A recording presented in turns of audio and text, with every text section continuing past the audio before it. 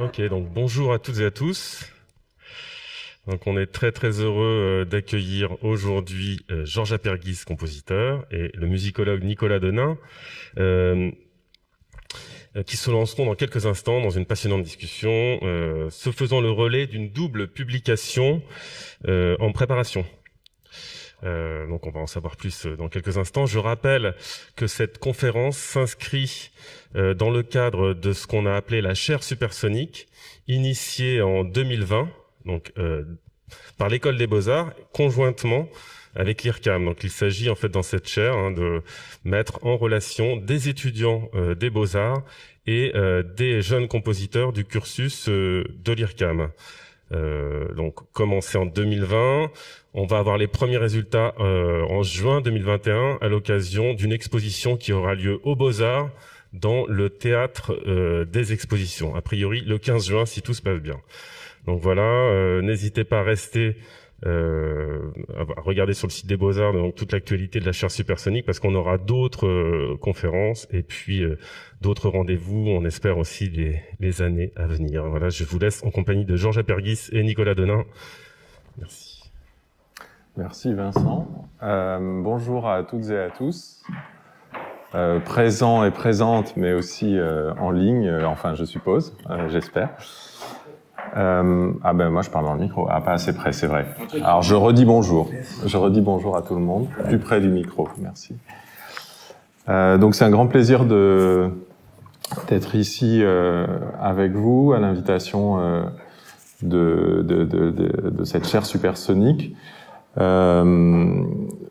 Je vais laisser Georges dire un mot de bonjour aussi, et puis je vais dire une petite introduction à ce qu'on va faire ensuite. Oui, bonjour, je suis content d'être là. Je vais essayer d'expliquer des choses inexplicables avec Nicolas, grâce à Nicolas. Donc voilà, je pense qu'on va passer un petit moment gentil ensemble. Donc le prétexte ou l'occasion de ce dialogue, Vincent y faisait allusion, c'est qu'on a en fait pas mal eu de conversations, Georges et moi, à l'occasion de 2 livres qui sont en préparation.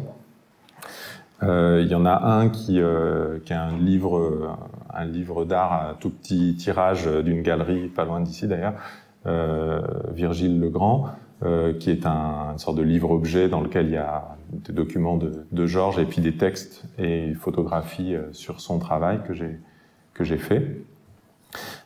Ça doit paraître au mois de septembre. Et puis il y a un livre, alors au contraire à large tirage, enfin j'espère à large tirage, un tirage généreux, en tout cas qui circulera beaucoup plus, qui sera publié par la Philharmonie de Paris dès qu'on l'aura fini. Et qui est une conversation, un livre de conversation ponctué et provoqué par des images. Donc mon idée de départ que j'ai proposée à Georges, mais dont on a dévié en préparant il y a quelques jours, ça aurait été de reprendre ce dossier iconographique qui a été constitué, provoqué par nos conversations pour ce 2e livre.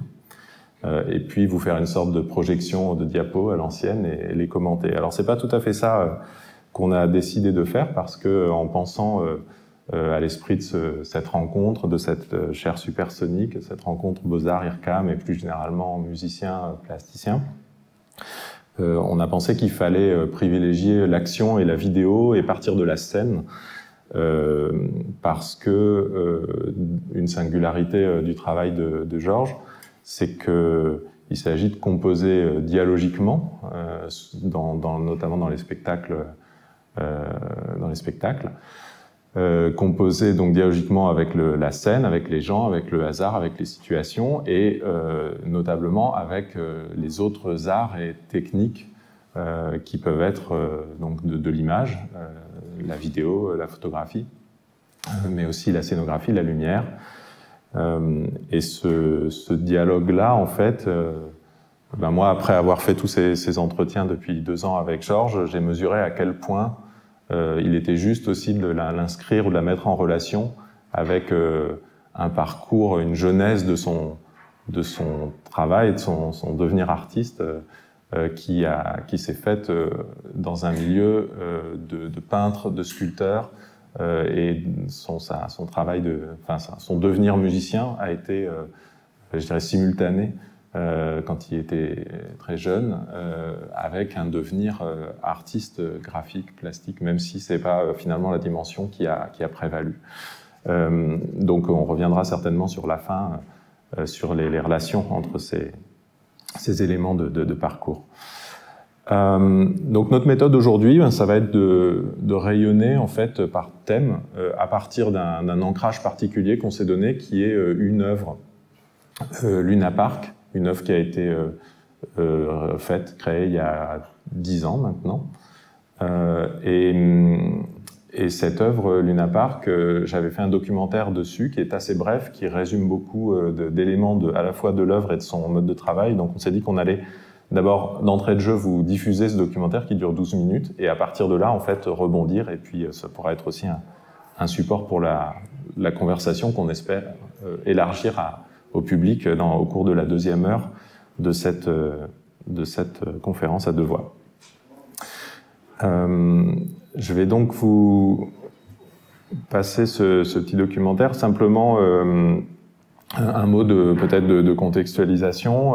C'est une œuvre qui a été réalisée à l'IRCAM et avec un ensemble d'artistes avec qui Georges avait déjà travaillé généralement pour d'autres projets, parfois qui remontent jusqu'au début des années 80. Donc cette œuvre Luna Park, en fait, on y voit aussi le mode de fonctionnement d'une troupe en filigrane, ce que je dis pas dans le film, mais qu'on peut comprendre assez vite. Allez, c'est parti.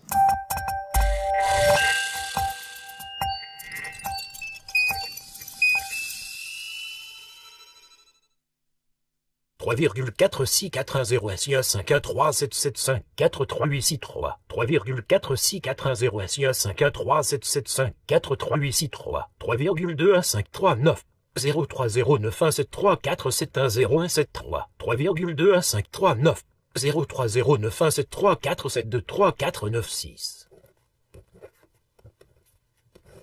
Avant de se lancer dans Luna Park, Georges a passé un an en tant que compositeur en recherche, pour travailler avec nous sur la synthèse de paroles.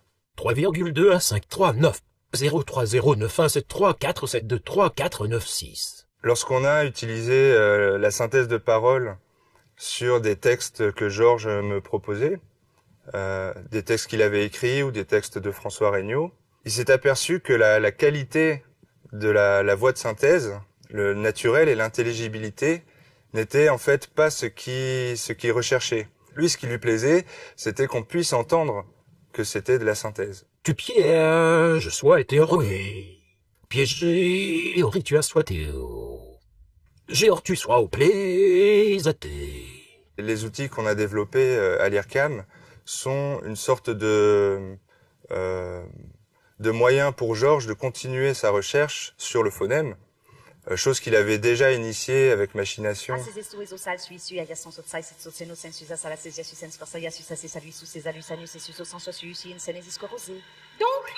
sommes des machines.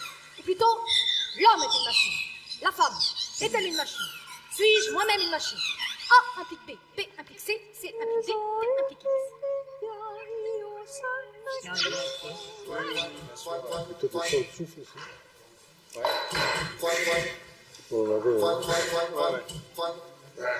Là, Richard, on va programmer d'autres sons avec. On va programmer d'autres sons. Oui.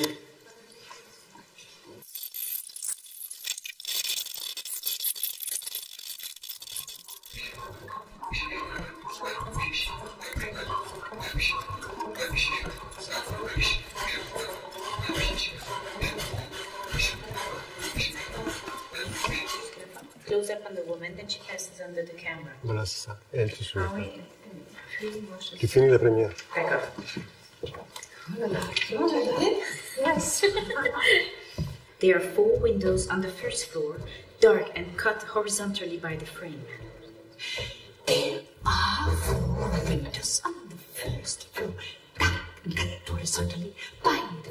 On est parti d'enregistrements des comédiens et des flûtes uniquement. Et grâce à Catart, on a pu générer des séquences qui sonnent très éloignées de ces enregistrements de départ.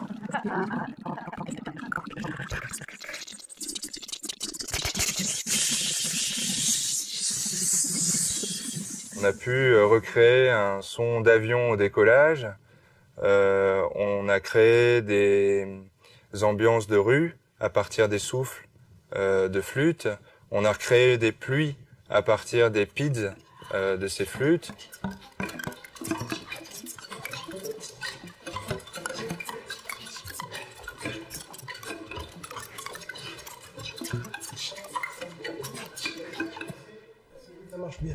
Ça marche bien, ça. Super. Lourd, super. Joanne, qui est danseuse, hein, au départ, et chorégraphe, dans presque tout ce qu'on a fait ensemble, presque dans tout, je crois même. Et ça vient de la parole, en fait. Donc c'est un peu particulier parce que, d'abord, elle dit très bien le texte, et puis ensuite, comme elle dit, elle cherche dans le texte la structure, les chiffres qui font que le texte marche comme ça. Et du coup, elle approfondit ça. Et il y a une logique gestuelle avec le texte qui est assez rare.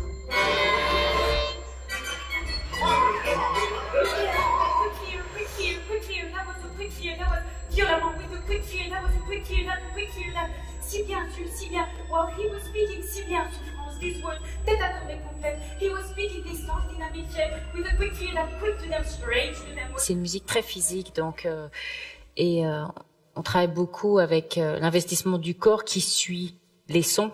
Donc ça devient de la chorégraphie, ça devient du mouvement. C'est pas de la danse, mais c'est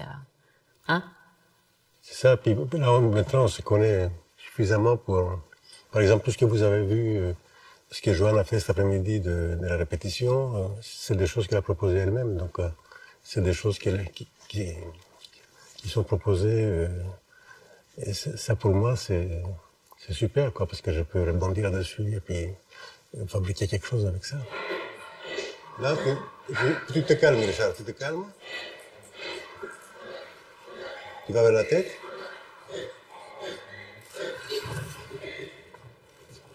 Lawful activities, but watch out, disturbing searchlight, only one quality, impenetrable. Ah oui, c'est incroyable.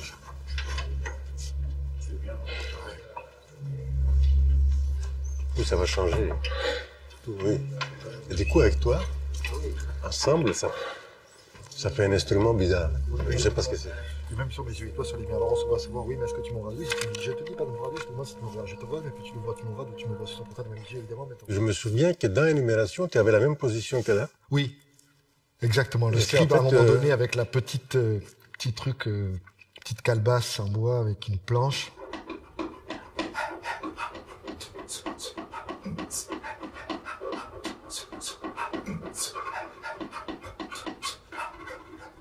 En fait, l'idée de ce spectacle vient de cette image-là. L'idée de ce qu'on fait là vient de l'image de ce qu'on appelait le scribe. Sauf que tu vois que j'accommode ma vue sur toi, même sur mes yeux et toi, c'est le mien, alors on se va se voir.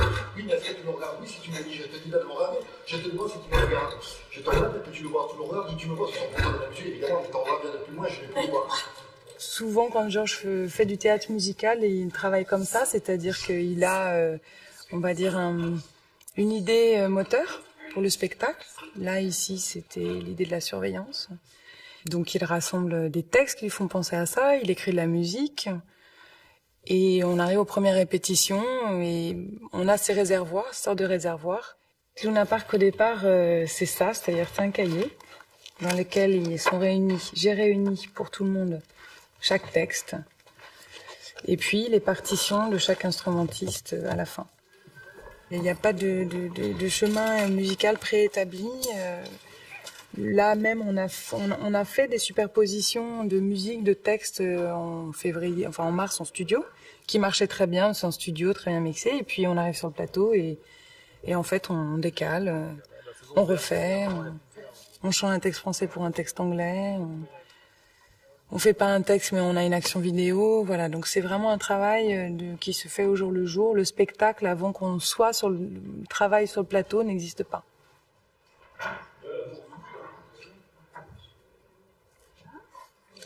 On pourrait faire on est là, peut-être. Tu vois, après ça, on pourrait faire un truc. On pourrait le mettre là. Une fenêtre. Avec une fenêtre. Et ensuite, isoler les moments.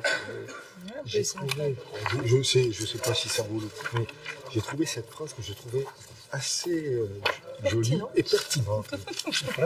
Enfin, enfant, il m'arrivait de rester étendu par terre, les yeux fermés, espérant que parce que je refusais de voir, je deviendrais invisible et que les gens passeraient à côté de moi sans me regarder. Ouais. Ah ouais, c'est de Kosinski, Jerzy Kosinski. Ouais, j'ai trouvé ça assez beau, quoi, sur le fait de penser qu'on n'est pas vu et que les autres ne nous voient pas. Ça pourrait marcher avec l'image de Mike. Qui dort. Oui, ouais. Tu vois, ça pourrait l'attirer vers un côté beaucoup plus poétique. Ouais. Ben Richard, je ne sais pas comment vous remercier. Écoutez, tout le plaisir est pour moi. Moi, c'est moins précis tout à l'heure. Na mec, das ist ein schönes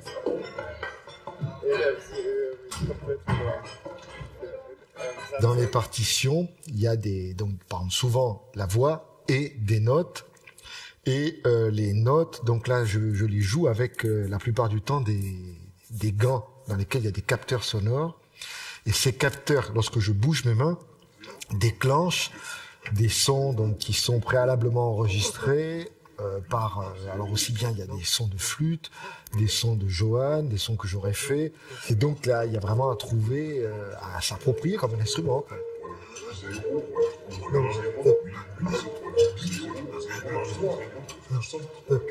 Nous nous sommes retrouvés tous pour les répétitions finales du mois de mai avec ces différents tableaux.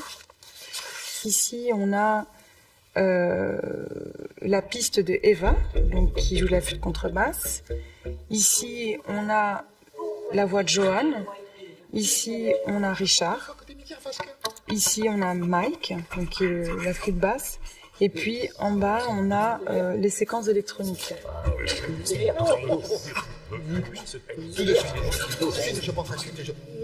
Je pense à quelqu'un d'autre.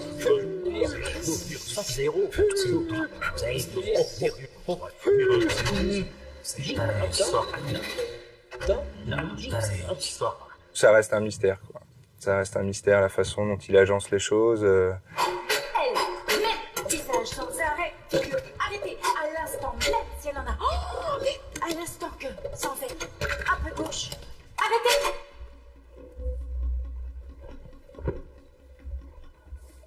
C'est beaucoup une notion de rythme global. Il a aussi dans la tête toute la vidéo, tout ce qui va se passer scéniquement. Là, chaton charpent. De les deux. S'il faut mettre à dire que des vesques. Il a tout ça qui gravite en fait et qui se concrétise à un moment donné. Mais pour les autres, c'est assez difficile de savoir déjà quand.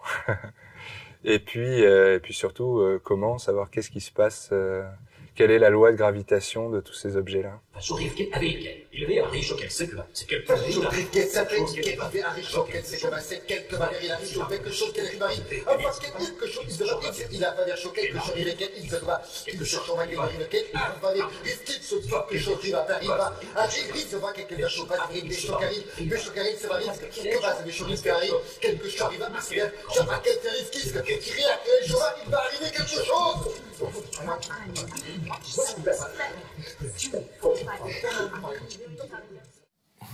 Alors notre premier thème, non, composé, c'était pas difficile à trouver.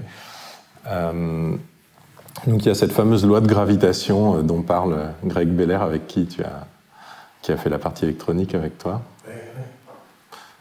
Bon, tu n'es peut-être pas le mieux placé pour définir cette loi de gravitation.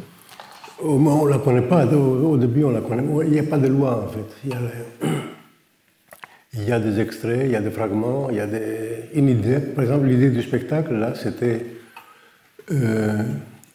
comment on contrôle les choses, comment on contrôle les autres, comment on se contrôle soi-même aussi. On est, comment on appelle ça, peu à peu dressé à se contrôler, quoi. Là, avec les masques et tout ça, on voit encore plus, évidemment. Mais il y a 10 ans, il n'y avait pas ça. Mais il y avait quand même les caméras de surveillance, il y avait la surveillance, la localisation, en fait, tout ça, qui m'a fait penser à travailler là-dessus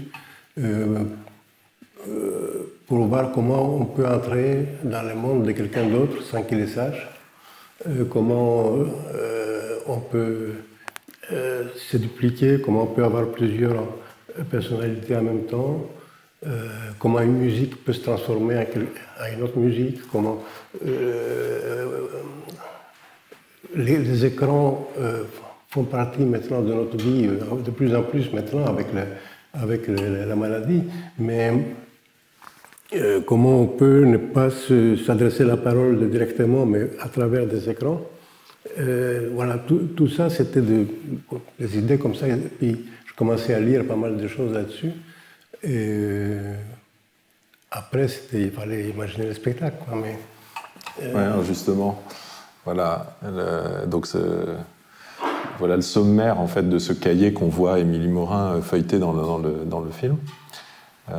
Donc, elle a relié tout un tas d'éléments textuels et musicaux.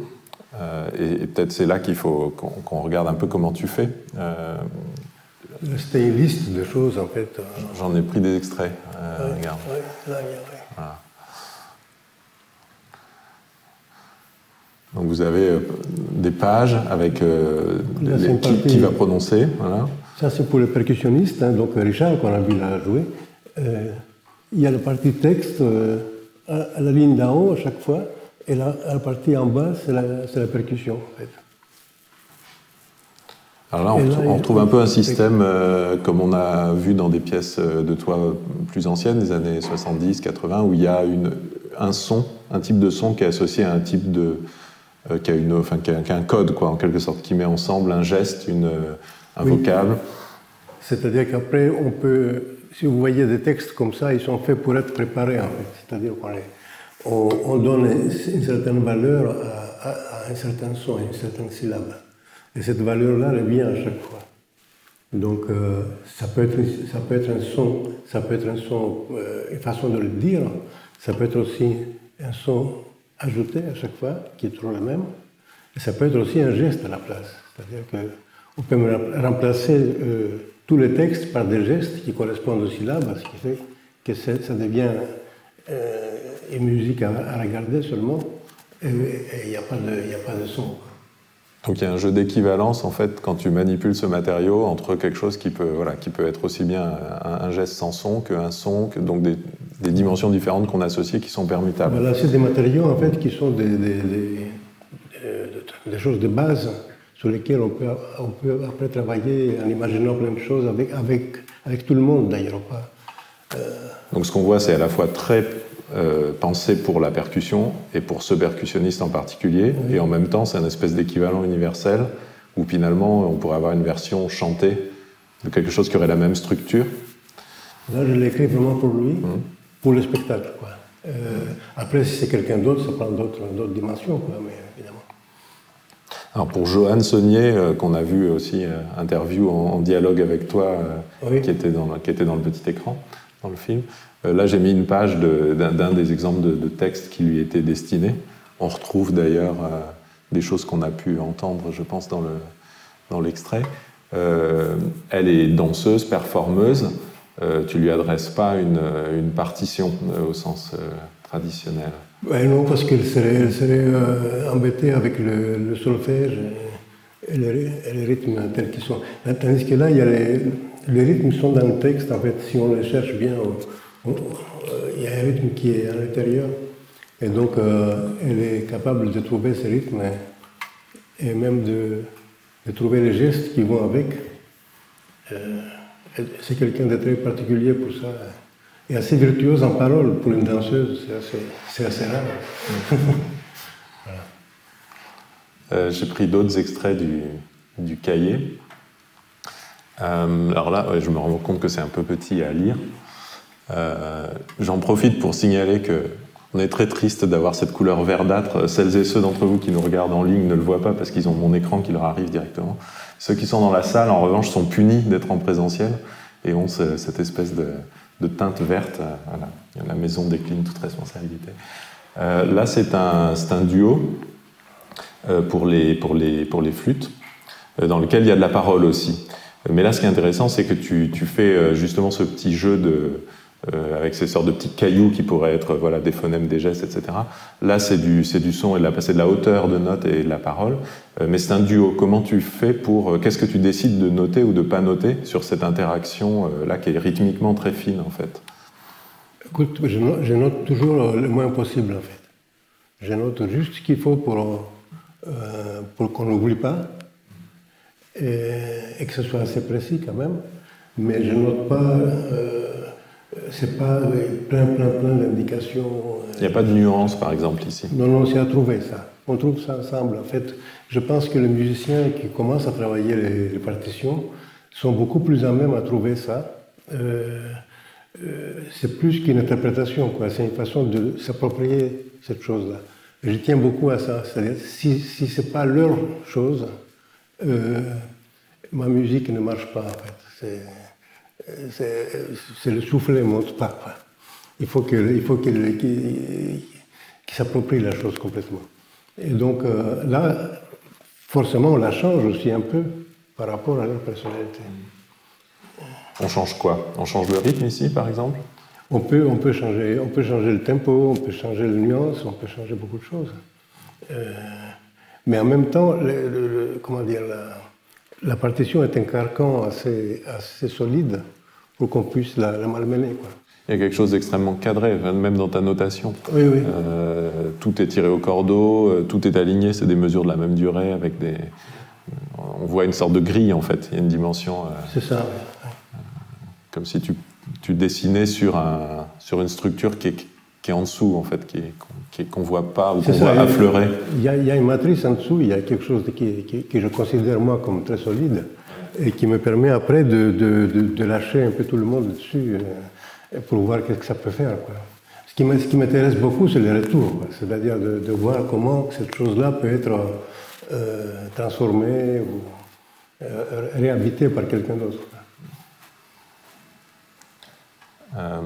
Voilà encore d'autres exemples dans lesquels là il y a ce duo lent, qui s'appelle duo lent, il fait juste une page. Là, sur la page de droite, j'ai mis quelque chose au contraire où il y a beaucoup de silence. Ça m'intéressait encore pour voir justement à quoi ça fait place finalement cette écriture-là.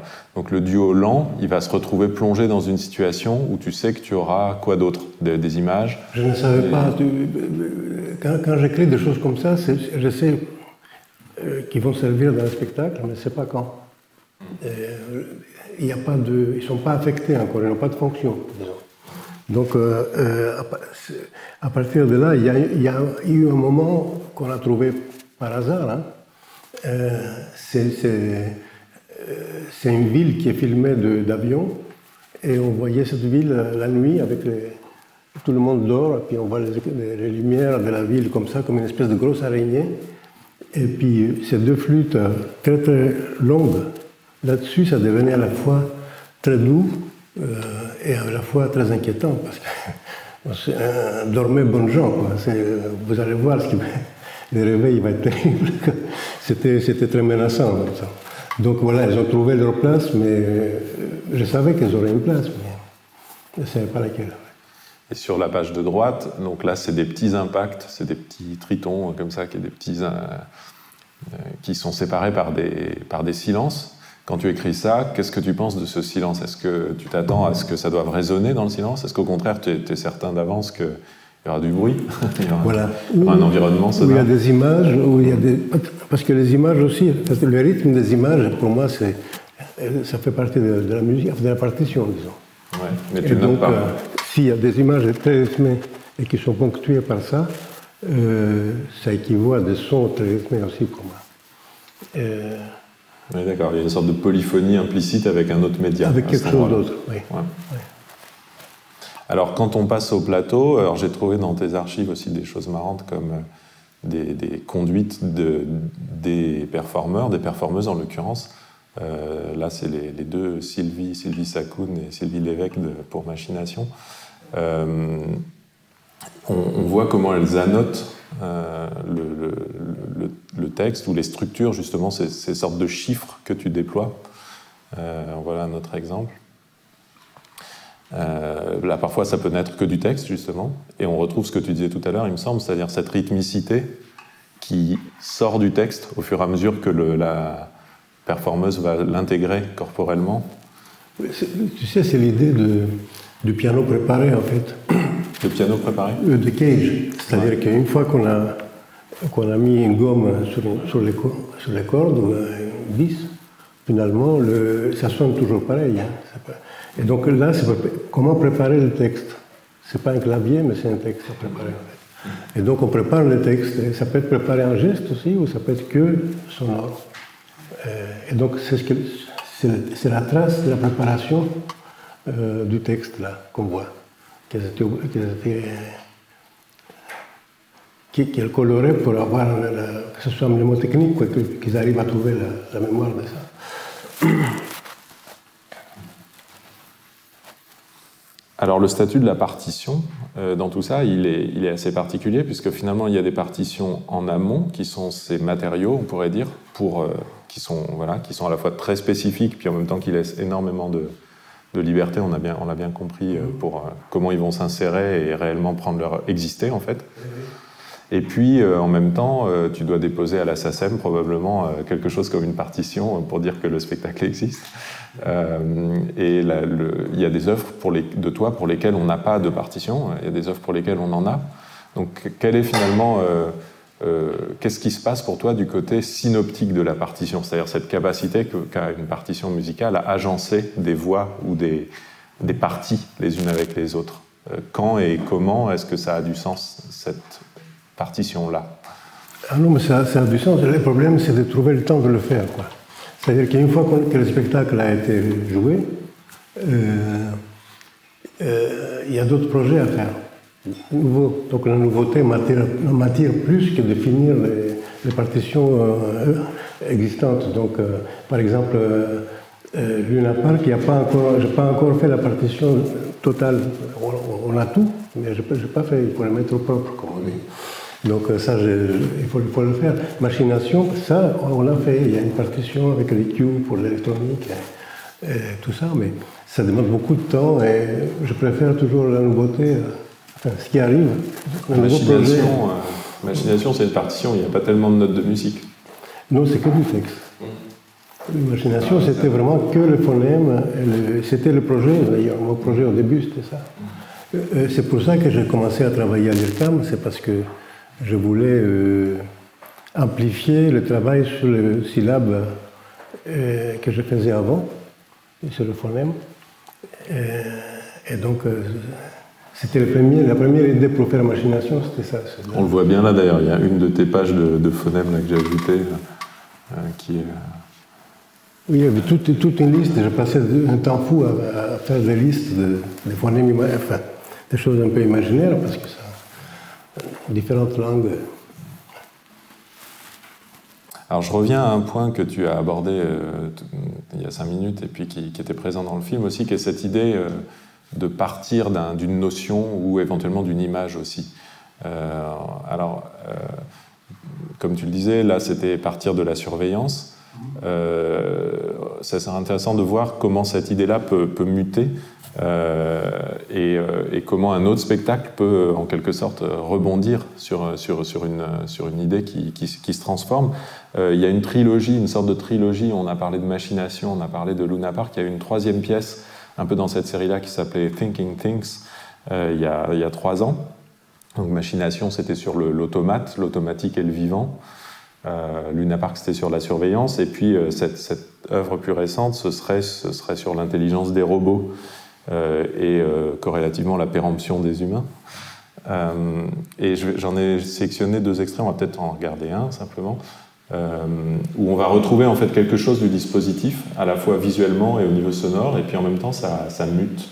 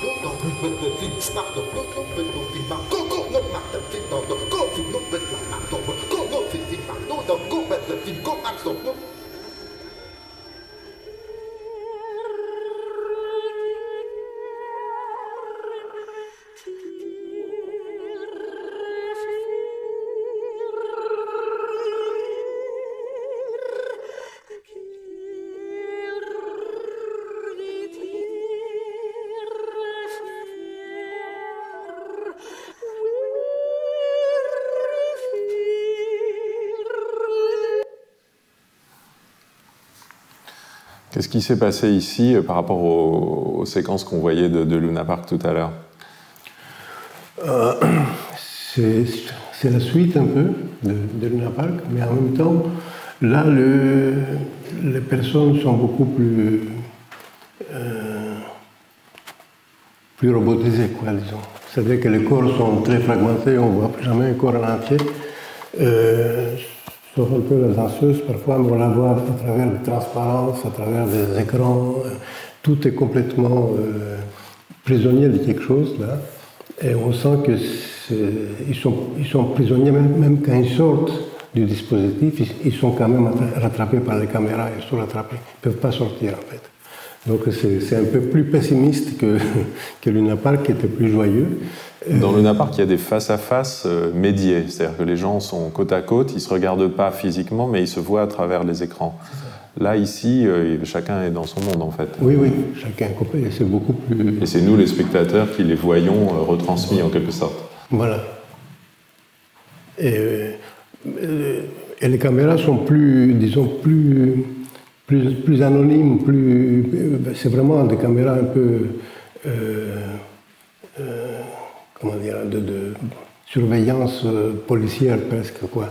Tandis que la caméra dans Luna Park, elle était plus amusante. Parce que j'avais même écrit des textes, les caméras se mettaient à raconter ce qu'elles voyaient, finalement. Donc elles avaient du texte aussi. C'est une caméra subjective. Voilà, elle passait de la plante verte, elle faisait tout l'appartement, tous les bureaux, tous les trucs. Et elle racontait, c'était comme si elle s'ennuyait en fait toute la nuit à balayer l'espace comme ça. Tandis que là, elles sont complètement froides, quoi. Et en plus, il y avait une batterie de caméras, c'était complètement différent. Il y a un effet musical aussi, j'ai pris un autre petit extrait qui cette fois-ci est vers la fin du spectacle, où on a une espèce de pixelisation générale de l'espace scénique, et que moi j'entends aussi dans la musique, c'est une musique beaucoup plus murale, en quelque sorte atomisée, enfin... voilà cet extrait de la fin. Then do it.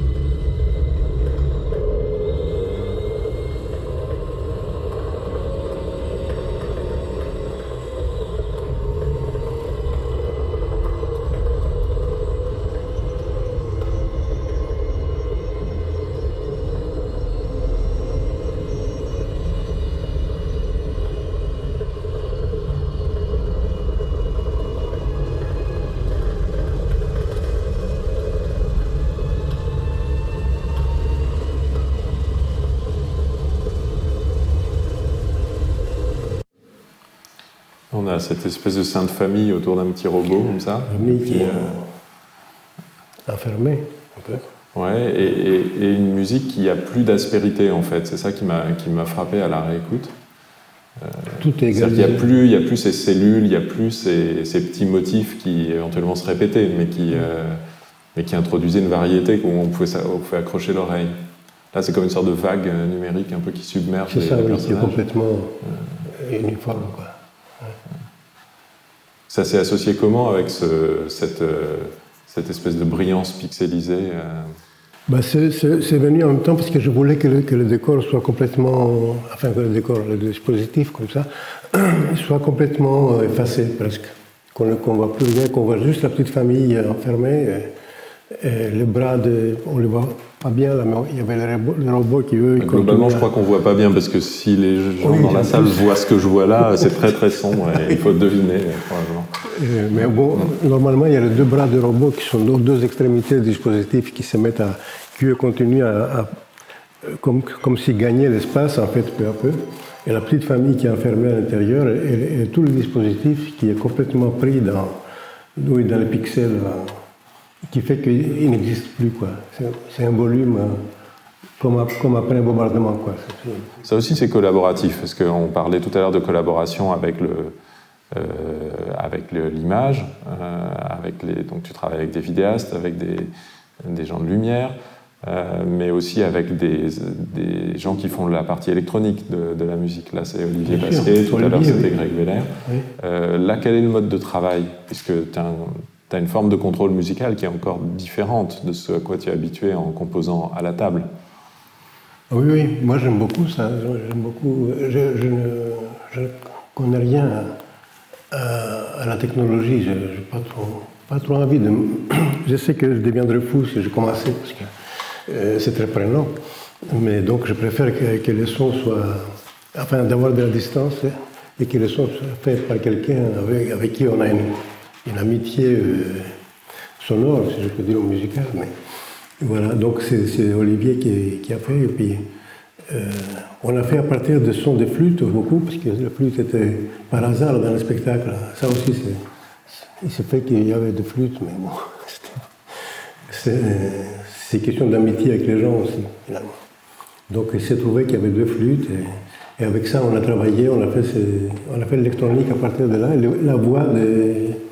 la voix de Joanne, de Richard. Voilà. Alors un autre exemple de travail à partir d'un élément générateur, là c'était une image, tu le cites dans le film, tu dis l'idée de Luna Park vient, ou en tout cas l'idée des séquences de Richard, viennent d'un autre spectacle, Énumération, donc en 1988, dans lequel le même Richard, un tout petit peu plus jeune, faisait le scribe aussi. Donc évidemment le référent ici c'est ça, c'est ce fameux scribe du Louvre. Qu'est-ce que tu vois dans pourquoi lui ou en tout cas comment lui? Qu'est-ce que c'est cette image de scribe? Écoute, c'est une image un peu... C'est quelqu'un qui... Dans ma tête à moi, hein, c'est pas le scribe normal. C'est quelqu'un qui... Richard, il regarde là-haut toujours. C'est quelqu'un qui essaye de compter des choses qu'on ne peut pas compter. Donc il regarde, donc est-ce qu'il compte les étoiles? Par exemple, il essaye de compter les étoiles ou les feuilles des arbres, je ne sais pas quoi, des choses qui sont... Et, du coup, c'était une image qui m'a beaucoup travaillé. Quelqu'un qui essaye de faire l'impossible, quoi. Et donc, ça allait bien avec Richard, ça allait bien avec son tempérament de l'époque aussi. Et cette façon d'être sur scène, donc ça a pris corps, quoi. Parce qu'il y a des images qu'on a dans la tête et ne prennent pas corps, parce qu'on ne trouve pas la personne qui pourrait les porter, quoi. Et donc là, ça a pris corps et ça m'a poursuivi. Je voulais faire un autre spectacle avec lui, comme ça, où il comptait vraiment des choses, avec des choses, des petits cailloux, des choses comme ça. Puis on ne l'a jamais fait, ce spectacle. Ça, je me souviens plus pourquoi d'ailleurs. Mais ça ne s'est pas fait. Et puis quand on a fait celui-là, j'ai pensé tout de suite. J'ai pensé à cette image-là de quelqu'un qui... Parce que c'est robotique aussi. Quelqu'un qui tout d'un coup, ça devient un robot, quelqu'un qui compte des choses qu'on ne peut pas compter, ça veut dire qu'on lui remet toujours des choses à compter. Et voilà. C'est l'histoire du scribe qui m'a poursuivi. Poursuivi par un scribe qui est parfaitement immobile. Alors un autre spectacle dont on avait envie de parler, c'était Avis de tempête. Et pour peut-être pointer le fait que la conception du dispositif, c'est une affaire assez cruciale pour que justement tous les fragments dont on a parlé, les éléments, les matériaux, deviennent opératoires, quoi, se mettent à fonctionner les uns avec les autres. Voilà une image de ce dispositif scénographique. Ce serait peut-être intéressant que tu le décrives, que tu le qualifies un peu, et qu'on voit comme ça en quoi le dispositif, en quelque sorte, en organisant la matière, il évite de raconter une histoire. Oui, c'est ça. Mais il faut voir que là, il s'agit vraiment d'une partition. C'est-à-dire il y a un début, on poursuit, c'est un bouquin. C'est écrit, c'est pas du tout comme là. Et donc, il y a aussi de l'électronique. Donc la musique, on peut la répéter. C'est une musique normale, disons. Tiens. On voit le chef d'ailleurs en bas à gauche. Il y a le chef qui a aussi un rôle parce qu'il parle dans le spectacle. Et donc, ce que je voulais, c'est de ne pas du tout raconter des choses, des mises en scène, disons, des figures ou des personnages, mais au contraire d'avoir une espèce de dispositif qui fonctionne tout seul, finalement. Et donc, il y avait des caméras qui étaient placées à certains endroits et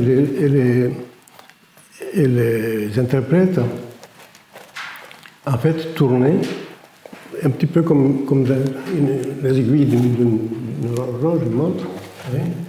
Et la seule chose, c'était avoir le rythme qu'il fallait pour se trouver devant la caméra quand il fallait qu'il se trouve devant la caméra.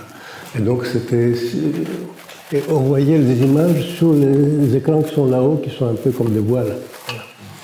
Et donc, c'était un dispositif très simple, très compliqué pour eux, parce qu'il fallait qu'ils calculent le temps pour arriver devant telle caméra, etc.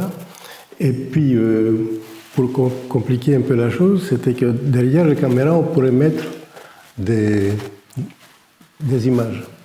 Donc tout d'un coup, il se trouvait dans un paysage, il se trouvait dans... Ce qu'on fait aujourd'hui avec nos outils de visioconférence, d'ailleurs. Voilà, c'est ça. On se met des fonds.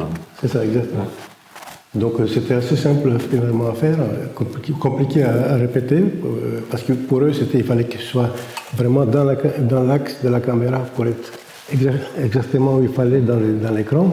C'était assez compliqué. C'était comme un tournage de film en direct, quoi.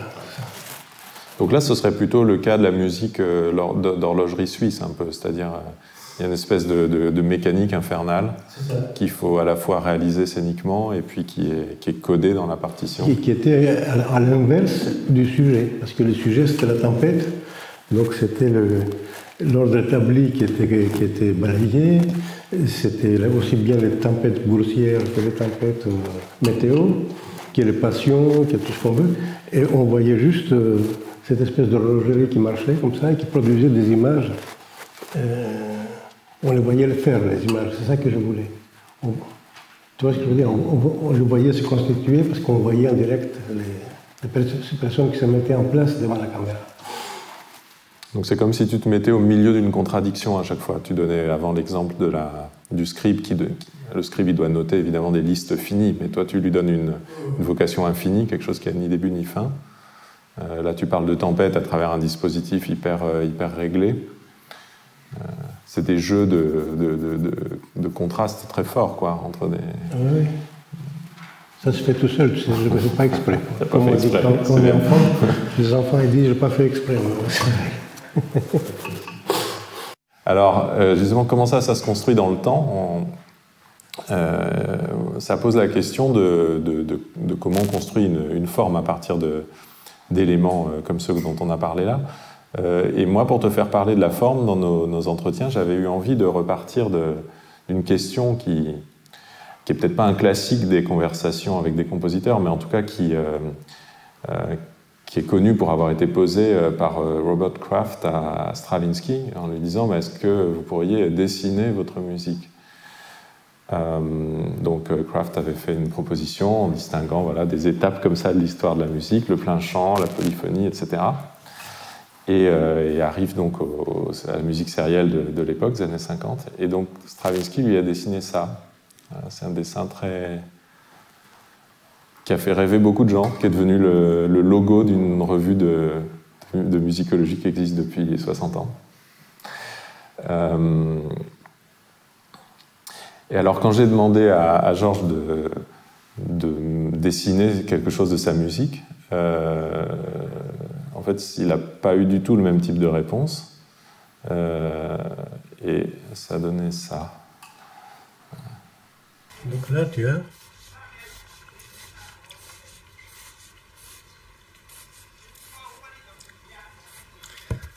voilà. Ça c'est une séquence faite par plusieurs plans. Hein. Donc pour le moment, disons que ces plans étaient conçus comme un résultat de celui-là. Deuxième. En fait, tous résultats, d'accord? Ça, c'est une vision. On dirait une grande trame. Donc B vient de A, A, B, et ainsi de suite. Ça continue comme ça. Ça, c'est ce que tu imagines ou c'est ce que tu as commencé d'écrire quand tu composes? Souvent, je fais une trame comme ça, qui peut faire 1 minute, par exemple, ou 2. Ça, c'était le début, mais alors après, ça se complique beaucoup, et on arrive à ce dessin-là, dans lequel apparaissent des flèches avec des inserts. Alors, j'espère qu'on arrive à bien les voir. Ouais. Si je mets ma souris, parce que ma souris est là. Vous voyez ma souris? Quelque part? Ah, j'aurais dû prendre un pointeur, c'est beaucoup plus chic. Bon, il y a ces flèches qui viennent comme ça ponctuer la forme, qui correspondent en fait à des inserts. Est-ce que tu pourrais commenter un petit peu cette image-là? Quelle représentation de la forme tu nous donnes là? C'est que j'ai complètement oublié ce que j'ai fait. Génial, vas-y, c'est encore mieux. Mais j'ai l'impression que c'est des boîtes, c'est ça, côte à côte? Des séquences. Des séquences, oui. Il y en a une qui implique l'autre, qui implique l'autre, qui implique l'autre. Ça, c'est la forme en fait que tu ne vas pas faire. C'est ça, oui. La forme que tu vas faire, c'est celle qui est agie par toutes ces espèces de nœuds dans la tête là, qui sont les flèches, les inserts d'inserts. Oui, en fait, ce qui m'intéresse le plus, c'est qu'il n'y ait pas de conséquences, disons, entre les séquences. C'est-à-dire que la B ne soit pas la conséquence de la A.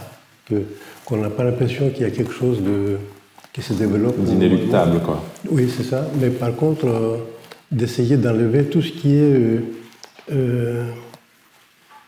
une logique, disons, de clichés, quoi, des choses qu'on connaît déjà, d'une dramaturgie connue, etc. Et là, je suis vraiment sans pitié avec la musique que j'écris, c'est-à-dire que je peux très bien la malmener terriblement, la casser, la briser en 1000 morceaux, et pour trouver mon compte, c'est-à-dire, et je trouve mon compte quand je trouve que chaque séquence est là pour elle-même, elle fait partie d'une mosaïque, mais chaque morceau de la mosaïque est indépendant, est libre. Quand je dis libre, c'est que quand vous faites une mosaïque, vous ne pouvez pas donner la liberté à tout le monde, parce que il y a une espèce de chose collective qui se fait, mais en même temps, si chaque séquence n'a pas la liberté de respirer comme elle doit le faire, elle perd son intérêt. C'est-à-dire, c'est comme une petite bête qui a besoin d'un petit espace. Et donc, c'est cette contradiction-là qui me fait courir. C'est-à-dire de comment arriver à quelque chose disons, d'égalitaire entre chaque morceau de la mosaïque, sans donner l'impression qu'il vient du précédent, qu'il amène le suivant. C'est un programme assez compliqué. Donc tu ne fais pas une mosaïque, comment dire, l'image résultante, voilà. On ne sait pas ce que c'est. Voilà. Moi, je veux pas tu veux pas le savoir? Oui, je le casse. Chaque fois que ça vient comme ça, j'essaie de le casser pour trouver autre chose. Et finalement, ce que je trouve, c'est ça qui m'intéresse. Parce que parfois, quand on fait de la mosaïque, on essaye de dessiner plus ou moins quelque chose comme une figure. Non. Toi, non, c'est chaque caillou. Oui, c'est ça. Ouais. Alors, quand je t'ai demandé après ce que ça donnait à la fin, cette forme résultante, donc là, on a vu le processus, finalement, on a vu comment on construirait et comment on casse la construction trop évidente. Donc voilà le deuxième extrait de notre discussion où on passe à un deuxième dessin. C'était le processus. Et du coup, à quoi ressemble le storyboard réalisé? Ce que tu fais jamais. Voilà. Je sais pas. Je t'ai fait ça, hein, c'est pas... Donc, là, c'est des petits plans, hein. Ça, c'est la même séquence. Hein. Et donc, ça ferait, si tu veux, si ça devait aller là. Ouais, c'est ça, en fait. Et voilà. Ouais. Tu vois, je veux dire, là, par contre, là, il y a ça. Ouais. Vraiment. Ouais. Tu vois, là, il y a un autre truc qui va finir ici. En fait, ça fait des... parce qu'il y a des superpositions. Voilà, on arrive à ce dessin-là. Oui. Ça, c'est ta forme musicale. Oui, avec des correspondances entre les... C'est ça. C'est plus à toi de me dire, là. Moi, je ne sais plus ce que je dis, du tout. Ah oui, j'ai pas compris je vais pas te le dire. Je ne sais pas, je ne peux pas te dire. Mais je pense que c'est ça, en fait. C'est des correspondances entre chaque morceau de la mosaïque, en fait. Parce que forcément, il y a ça, à un moment donné. Il y a un dessin qui s'est fait, mais qu'on n'a pas décidé, finalement. On l'a décidé localement. C'est ça. À chaque fois. Mais pas les grands dessins. C'est ça. Ce qui donne un caractère séquentiel, c'est-à-dire qu'il y a des moments qui doivent vivre séparément. C'est pas très très éloigné d'une sorte d'idéal que Stockhausen avait donné à un moment dans l'idée de moment form, cette forme où chaque moment est une sorte de monde en soi. Voilà. C'est pas loin. Alors, le problème de ça, c'est qu'il y a chaque moment qui donc on doit respirer à sa façon, etc. Et en même temps, il faut qu'il y ait quelque chose d'organique qui traverse tout ça, parce que sinon, ça ne fonctionne pas. Mais de fait, là, chaque moment n'est pas si différent, c'est-à-dire qu'on va retrouver quelque chose de l'un plus tard dans un autre. Voilà. C'est ça qui est dans le dessin. Là, oui. C'est-à-dire que après, c'est le jeu avec la mémoire. Enfin, j'essaye de jouer avec la mémoire du spectateur, de l'auditeur. C'est d'identifier des choses, ce que j'appelle le petit moment de mosaïque, et puis ensuite de pouvoir le voir dans un autre contexte, donc racontant autre chose, et légèrement modifié. C'est un petit peu mon but, quoi. Mais c'est ça le travail, en fait. Alors, à l'inverse, tu as aussi des manières de faire la forme qui sont beaucoup plus, algorithmiques, et notamment une de tes œuvres les plus connues qui s'appelle Récitation, dans laquelle alors on a des pages de musique qui ont un caractère très expressif graphiquement. Ça reste une partition qu'on peut lire de gauche à droite, mais quoi qu'on puisse aussi la lire différemment. Enfin, pour cette page-là, Donatienne Michel Dansac, qui est dans la salle, l'a chantée de plusieurs façons, y compris en croisant les lignes.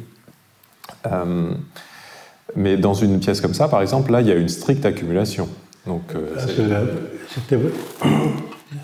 c'était vraiment le but, c'était de faire le plus simple possible, de faire des colliers comme on fait des colliers de nouilles, de perles, c'était des colliers de syllabes, quoi. Tu vois, c'était de fabriquer des colliers de syllabes par accumulation, petite perle après petit bout, etc.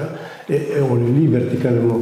Donc, pour moi, j'ai commencé à les écrire verticalement parce que c'était pour moi, pour ma mémoire, c'était mieux c'était plus simple à lire, quoi, que de l'écrire horizontalement comme on écrit la musique. Et en fait, je me suis aperçu que ça faisait partie que c'était très explicite comme ça, qu'il fallait le garder comme ça. Et donc, ça fait des dessins, il y en a d'autres, il y a pas mal de dessins, on voit s'ajouter des syllabes, et je pense que pour les interprètes, c'est beaucoup plus facile de savoir où ils en sont, d'ailleurs. Alors, ce qui est frappant, là, c'est qu'il y a une grande lisibilité du texte, En revanche, à l'écoute, au contraire, on est très vite perdu, me semble-t-il. Alors je passe celui-ci pour que l'auditoire fasse la comparaison. Ouais.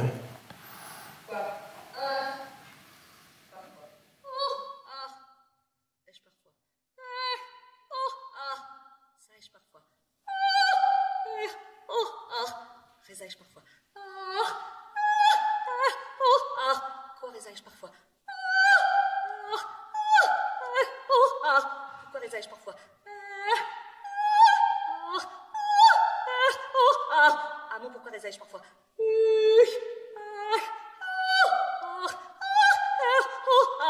C'est d'amour, pourquoi résaille parfois? Ça.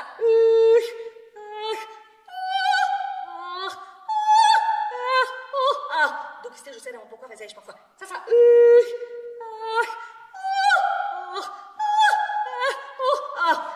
Je sais d'amour, pourquoi résaille parfois? Ça.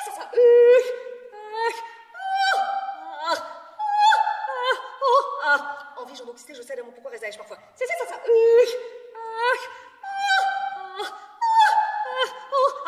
Fois par envie, j'en doxité, je sais d'amour, pourquoi résaille parfois?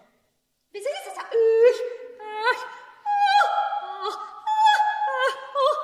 Soit fois par envie, j'en doxité, je sais d'amour, pourquoi résaille parfois? Mais ça.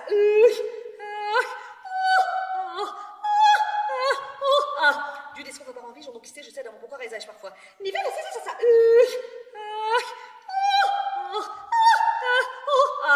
Si résiste, celui des fois par envie, j'en doxité, je sais d'amour, pourquoi résaille parfois? Mais ça.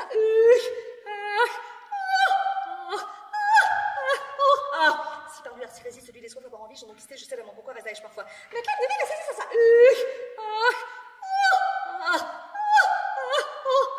Si je ne sais pas lui, si résiste, celui des fois par envie, j'en doxité, je sais d'amour, pourquoi résaille parfois? Mais ça.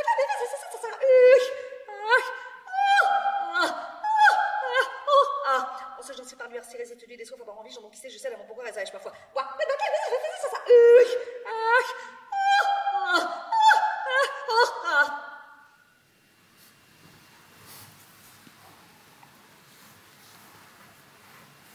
Pas mal. Alors il y a aussi un cas, là on a pris une tension comme ça très forte, il me semble, entre le lisible justement et l'audible. S'il fallait prendre ça en dictée, oui. Pas évident. Alors il y a aussi des choses, alors je me permets de sortir de tes archives un truc qui est même pas hors du catalogue, c'est carrément inconnu, j'ai pas fait un beau scan malheureusement, mais on peut trouver ça aussi dans les archives de Georges. Musique pour une nuit d'insomnie, ça s'appelle, donc c'est ce point. Là, l'expression est au plus compact, j'aimerais dire. Il y a très longtemps, ça. Très longtemps, 1970. Oui, on était un groupe de copains, on était très influencés par un mouvement américain, même un peu mondial, qui s'appelait Fluxus, et qui était une chose qui venait de beaucoup de Marcel Duchamp, Cage. Et donc c'était de trouver une autre façon de communiquer les choses. Mais qu'est-ce que ça communique? Et donc là, c'est presque autobiographique, c'est pas une musique à jouer, c'est juste l'image de quelque chose, quoi. Voilà. C'est bien cette période-là. Enfin, moi, ça m'est arrivé de me la jouer depuis nuitamment. Ouais.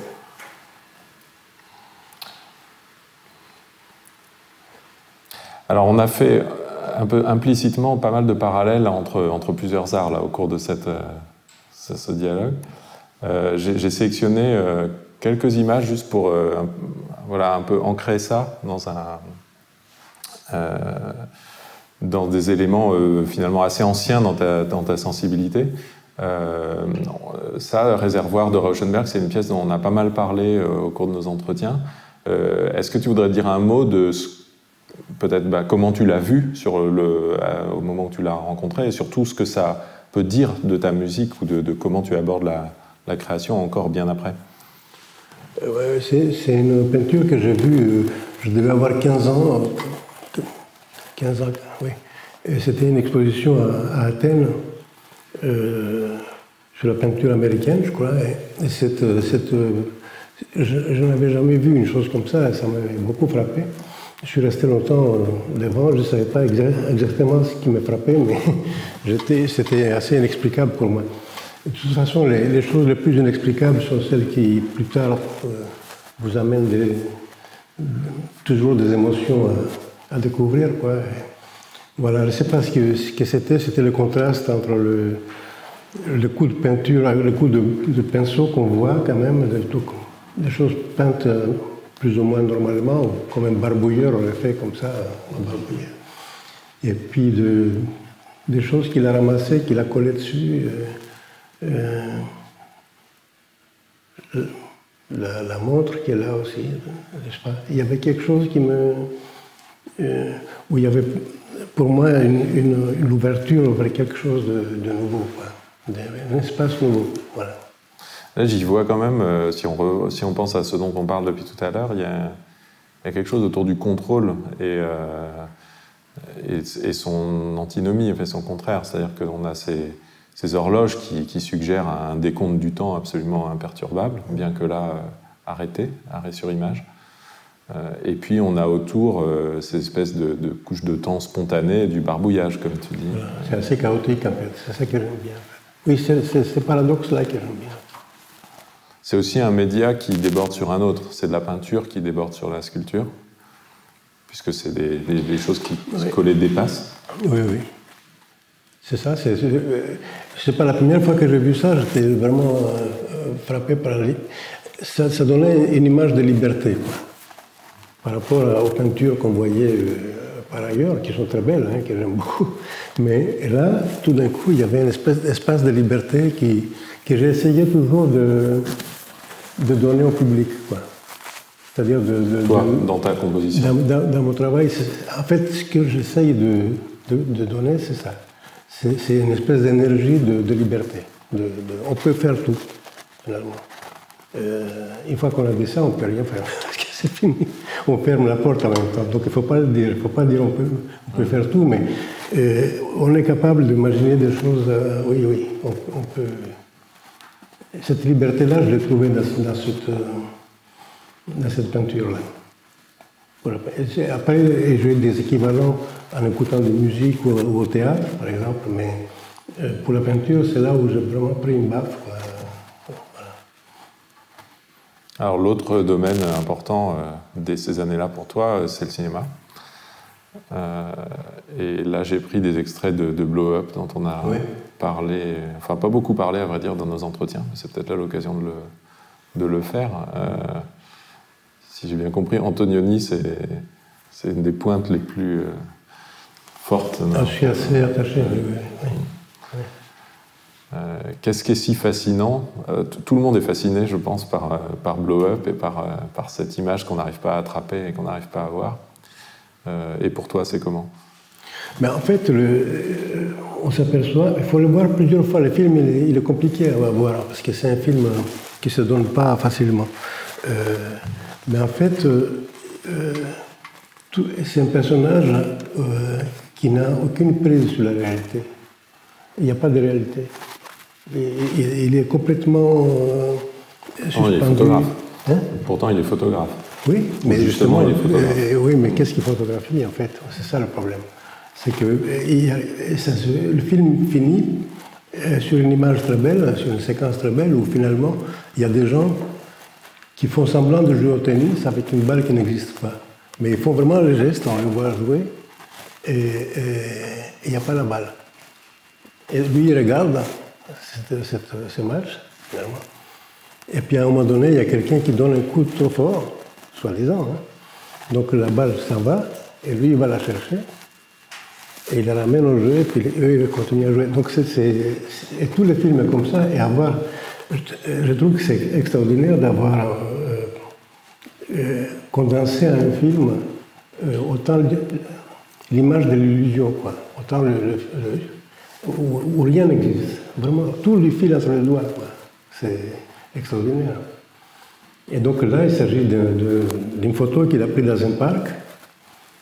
Et finalement, on a l'impression qu'il y a eu un assassinat, parce que il agrandit la photo, il agrandit, et puis à un moment donné, on croit voir un revolver à travers une grille.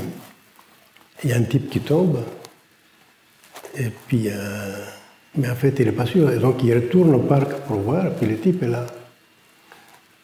Donc, il y a eu un cadavre, donc il ne sait pas très bien. Puis il revient, et puis quelques secondes après, le type n'est plus là. Donc, on ne sait plus. C'est assez... Bon, comme je raconte, c'est pas intéressant, mais quand on voit le film, c'est beaucoup mieux que ça. Et toute cette accumulation de médias et de médiation que tu fais dans le Luna Park, il me semble que ça fait écho à ça, c'est-à-dire on est tous autour de quelque chose qui n'a jamais lieu, en fait, qui est arrivé à tenir l'autre par la vue ou interagir à des notions de base de ce qu'on croit être notre vie quotidienne ou ce qu'on a cru être notre vie quotidienne jusqu'à récemment. Il y a des textes de Beckett comme ça. Pas de textes de théâtre, mais des textes, je ne sais plus comment ça s'appelle, mal vu, mal dit, je crois, il y a un qui s'appelle comme ça, ou Capo Pire aussi, il y a quelques-uns, des textes comme ça qui sont basés sur le fait qu'ils sont en train de se construire et s'effacent en même temps. Donc on peut pas on n'a pas de prise du tout parce que il contredit ce qu'il vient de dire, etc. Donc c'est un peu ça. Ouais. Et c'est le temps musical de ces spectacles-là qu'on a vus aussi. Mais il y a aussi une composante beaucoup plus, coordonnée, j'ai envie de dire, et dynamique, qui est le côté Tex Avery, le côté magie du contrôle de la fiction, en quelque sorte. Tu m'as cité ça à plusieurs reprises et on a fini par en parler pas mal parce que c'était évidemment pas la chose que le monde académique a retenue de ton travail et du théâtre musical, les cartoons, mais en fait c'était une erreur, c'est très important. Avec ça. Oui. Parce que lui aussi, il sort du cadre, c'est-à-dire que tout d'un coup, il y a un personnage qui sort du cadre. Il y a quelqu'un qui court, par exemple, dans un paysage, et puis il y a le paysage qui est là, et lui il sort, il est dans la marge, et puis il revient.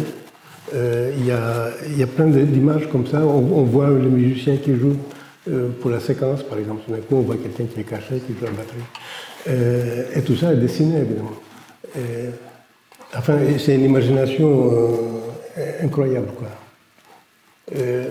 Vraiment une leçon de liberté aussi, voilà, une liberté de penser, une liberté d'imaginer des choses.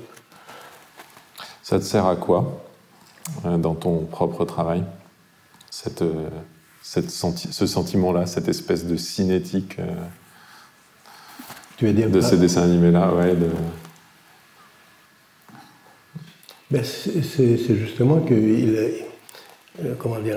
il prend de la distance, il montre ce qu'il montre. Donc il y a l'histoire toujours. Bon. Et puis tout d'un coup, il y a des choses, il prend des choses qui ne sont pas possibles justement dans la vie et il les montre parce que c'est dessiné justement. Il les met en continuité en fait. Avec des choses plausibles et des choses impossibles sont contiguës. Et avec un humour incroyable, quoi. Tout d'un coup, ouais, il y a aussi une dimension d'humour qui, effectivement, n'est pas le truc qu'on associe le plus volontiers à la musique contemporaine, mais qui te fait pas peur, j'ai envie de dire. Oh non, moi, j'aime beaucoup pas la dérision, mais comment dire, oui, que tout ça, c'est une vaste rigolade, quand même. Enfin, j'espère, parce que sinon, ça n'a pas de sens. Alors, j'avais envie de finir notre parcours pour qu'on ait ensuite du temps devant nous pour discuter avec vous. D'ailleurs, il y aura un micro. Ouais, il y a un micro qui est super. J'avais gardé pour la fin juste deux photos que j'ai prises dans ton atelier. J'ai fait une sorte de je sais pas, reportage un jour dans ton atelier pour les besoins de notre premier petit livre. Juste pour montrer qu'est-ce que c'est la matérialité de ton propre lieu de travail, justement. Et le mot atelier, d'ailleurs, est pas... a du sens ici, évidemment, aux Beaux-Arts. Mais c'est vrai que ce que je sais des lieux de travail des compositeurs actuels ou passés, il y a une grande variabilité, mais il n'y a pas toujours cette notion ni de collaboration, celle dont on parlait tout à l'heure, le travail sur le plateau, ni d'atelier au sens de l'atelier où des matières seraient toutes là disponibles et puis à injointer comme dans des ateliers plus prototypiques de peintres ou de sculpteurs. Chez toi, on n'est pas très très loin de ça à travers le cas musical. Alors, bon là c'est juste une vue d'un bout de ton bureau. Là, ce que je voulais souligner, c'était la diversité des supports en fait. Tu travailles beaucoup sur calque, autant que sur des partitions ou des feuilles volantes blanches de différents formats, différentes natures. Est-ce que tu peux en parler un peu, tout simplement, de cette matérialité-là? Comment tu choisis tes supports? Je travaille beaucoup, je fais beaucoup sur calque parce que ça me permet d'avoir une grille du temps en dessous, écrire de façon très, très simple et très claire pour l'interprète, parce que la musique est suffisamment compliquée. Donc si en plus elle est mal écrite, c'est difficile pour les gens qui la jouent, quoi. Donc c'est aussi par respect pour eux aussi. Et puis pour moi, parce que sinon j'arrive pas à me relire, mes brouillons sont tellement vite écrits que donc j'essaye de me discipliner un peu là-dessus. Donc le calque pour moi c'est ça. Et puis c'est devenu en fait ça vient du fait qu'il y a longtemps, il y a 50 ans à peu près, j'ai travaillé un petit peu avec Yanis Xenakis, qui était architecte aussi, compositeur et architecte. Et à l'époque, les architectes faisaient leurs plans sur calque, parce qu'ils pouvaient avoir des tirages de plans, comme on disait à l'époque, qui étaient beaucoup plus précis que les photocopies de l'époque, qui étaient épouvantables, quoi. Et donc, il m'a dit, essaye avec ça, et avec l'encre de Chine, et puis ça m'est resté. C'est impossible de changer quoi que ce soit assez rituel, qui date il y a longtemps, quoi. 55 ans. Mais non. Et puis voilà une autre image qui est un mur de cet atelier. Ce qu'on y voit, c'est la présence très forte d'objets signifiants pour toi, mélangés avec des livres, mélangés avec tes archives. Des percussions, des choses comme ça. Ouais, mélangés avec des instruments, des choses qui font du son. Est-ce que tu as envie de le commenter un peu, ce qu'on voit là, ce qu'on voit quand on s'approche? Oui, c'est des instruments de percussion en fait. Et qui sont ramassés, c'est des bouquins, oui. On voit des dessins aussi. De toute façon, c'est tellement... tu sais bien, puisque chaque fois que tu me demandes quelque chose, je n'arrive pas à le trouver, donc c'est vraiment le chaos, quoi. Moi, la question qui est derrière ça, c'est qu'est-ce que tu fais de ces objets qui t'environnent, en fait? Rien. Ils sont là. Ouais. Ils font partie de mon... Sûrement que ça me rassure quand j'arrive dedans et que je les vois à leur place. Tu ne les déplaces pas? Non, pas tellement. Une fois qu'ils sont là, ils sont bien là. Oui. Non, ils sont rassurants, je crois. Voilà. C'est une peau. Voilà. Maintenant, on a du temps pour discuter. N'hésitez pas. Merci beaucoup, Jean. Merci beaucoup, Nicolas. Je pense qu'effectivement, c'est le moment peut-être d'ouvrir la discussion. Alors, je ne sais pas s'il y a des questions.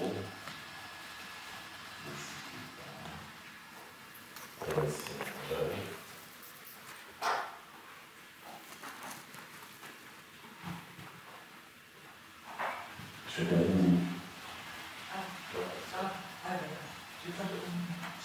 Non, c'était pas vraiment une question. C'était par rapport à Tex Avery. Et en fait, ça fait quelques années qu'on se connaît, Georges, et je ne savais pas du tout que tu avais Tex Avery en tête. Mais c'est quelqu'un dont je parle énormément en cours de chant, et notamment pour tes partitions. C'est-à-dire, et c'est vraiment indispensable. Alors il y a toute une jeune génération qui ne connaît pas du tout Tex Avery, donc on est quand même obligé de l'écrire en toutes lettres pour savoir qui c'est. Et en fait, ça rend quand tu parlais des séquences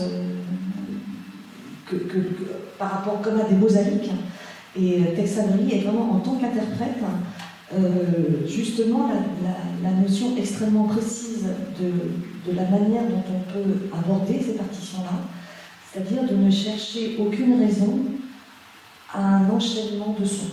Alors, on a pu l'entendre dans la récitation, mais ça peut se trouver dans plein de récitations et dans ton œuvre en général, particulièrement les pièces qu'on voit seules. Voilà, c'est-à-dire que Tex Avery montre que l'impossible est possible et que d'une situation absolument invraisemblable, on peut quand même la voir et on peut quand même l'imaginer.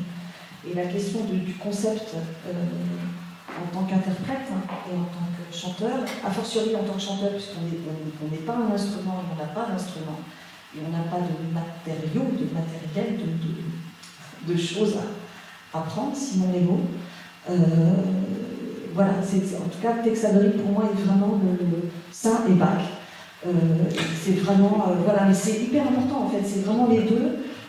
C'est à la fois la polyphonie et à la fois une vision verticale, je dirais, pour Bach, et à la fois une vision totalement horizontale pour ce qui concerne les Tex Avery dans des événements qui se succèdent et qui n'ont pour la plupart pas de logique entre elles, mais en fait une même.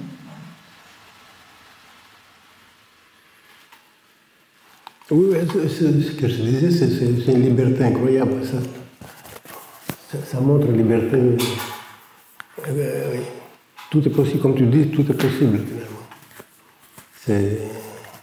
Il y a le chien qui mord les fesses de quelqu'un, le type enlève le pantalon, le chien est toujours sur le pantalon, il les met avec le pince à linge, et le chien est toujours sur le pantalon. Donc voilà, c'est de tout. Bon. Voilà. J'ai beaucoup regardé avec mes enfants, donc on a passé des heures à rigoler avec ça, donc je peux te raconter pas mal de Tex Avery.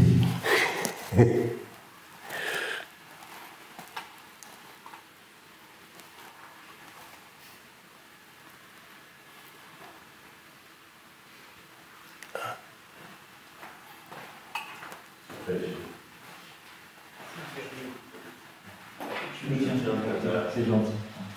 Bon, merci à vous deux, hein. C'était vraiment passionnant cette discussion.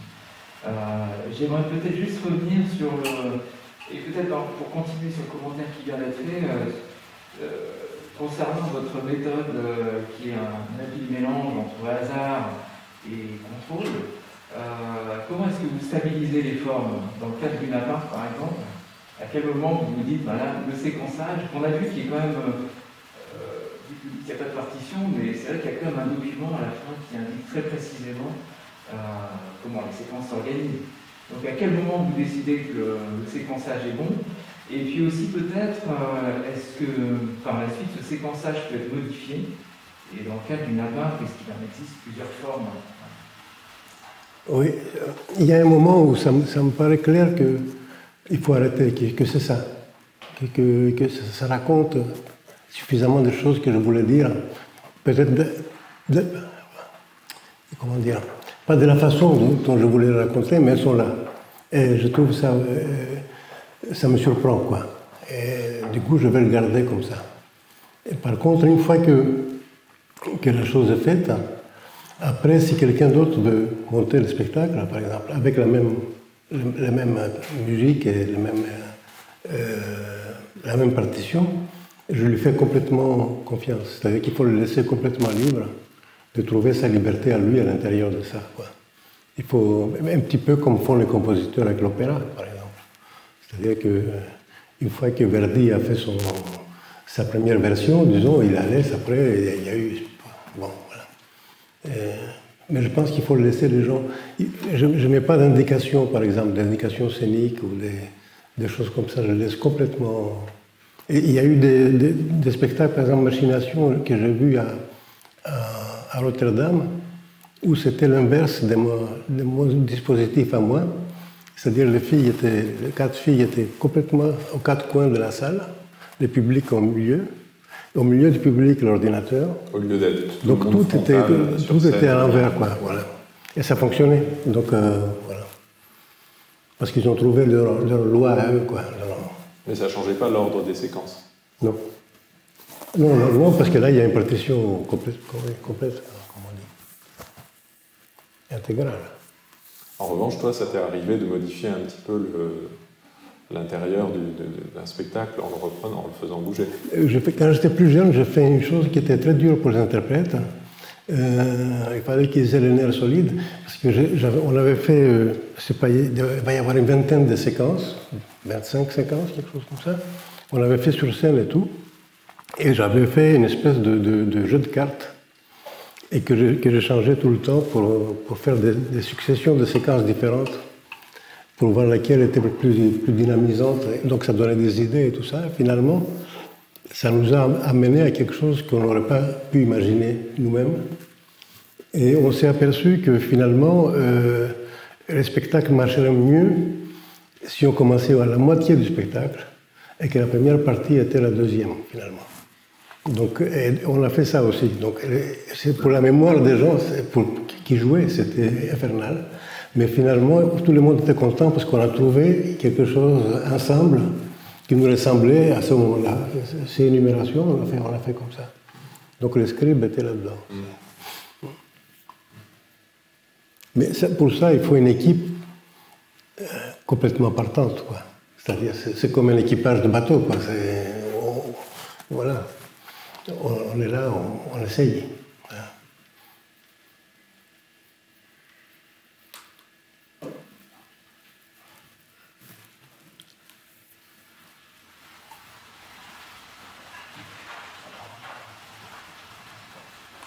J'ai une toute petite question, mais je me demandais, quand vous travaillez sur des plus petites formes, peut-être sur des formes juste pour instruments seuls, ou juste pour voix seule, ou plus des formes récitales, est-ce qu'il y a aussi quand même une dimension visuelle? Parce que là, on a vu beaucoup de grands spectacles, il y a beaucoup d'informations de vidéos, des décors, aussi de la musique électronique, mais quand vous travaillez avec une personne, par exemple, est-ce qu'il y a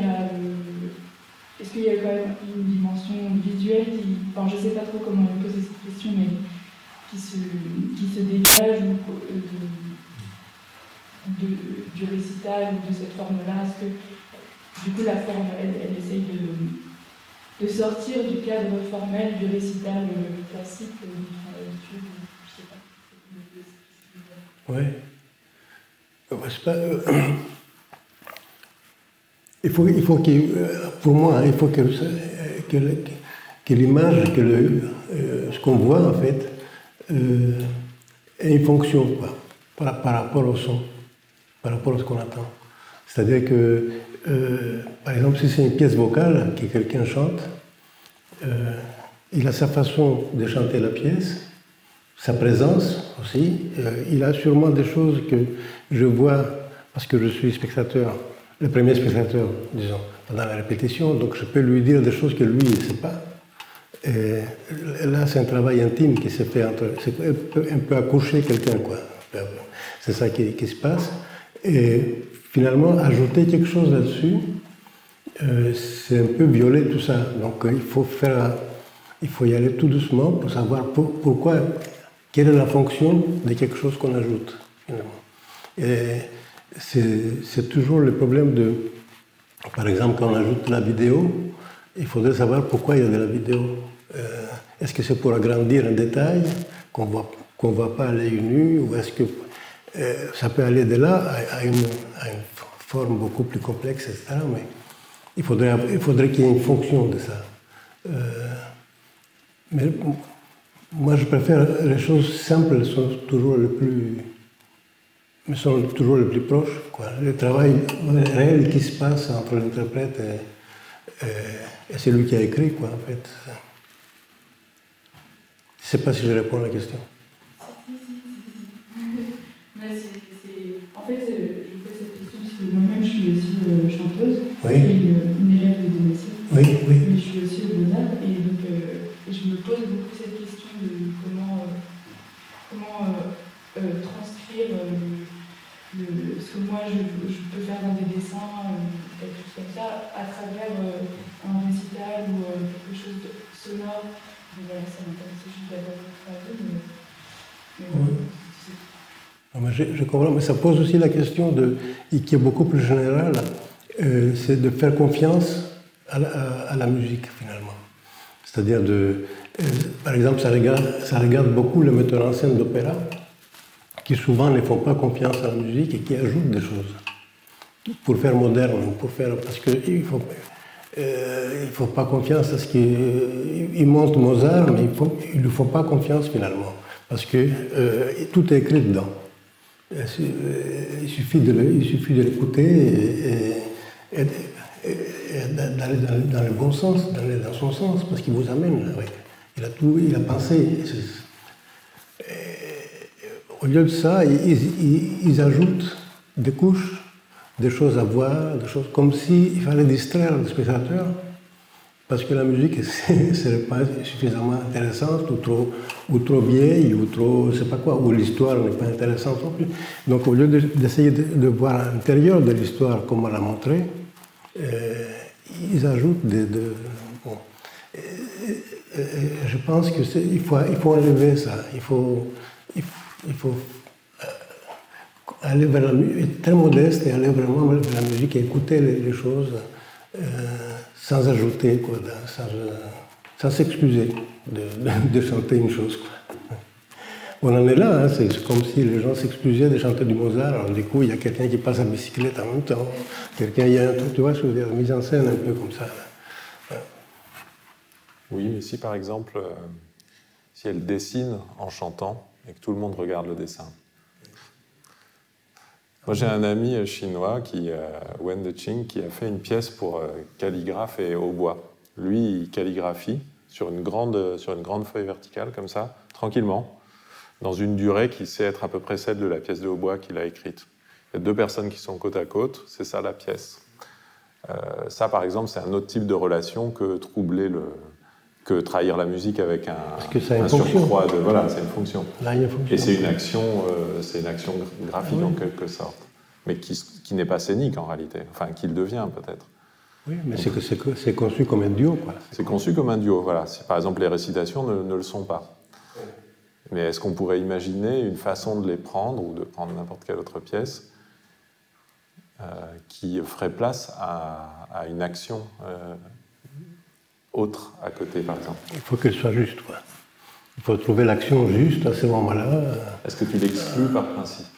Non, mais par contre, je me dis qu'il faut qu'il y ait une fonction. Il faut qu'elle amène quelque chose qui n'est pas avant et qui est complémentaire, tu vois. Ouais, et qui ne répète pas, donc. C'est pas le Mickey Mousing qui est ce que tu... C'est ça la difficulté. Sachant que l'œil est très prédateur, hein. L'œil est terrible, parce que la moindre chose qui se passe attire l'œil, et du coup l'oreille n'entend plus rien. Elle attend vaguement qu'il y a de la musique ou qu'il y a du son.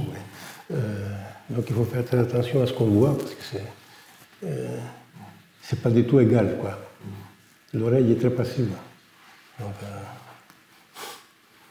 c'est toujours le problème du théâtre musical, d'ailleurs. C'est un des problèmes majeurs, c'est ça.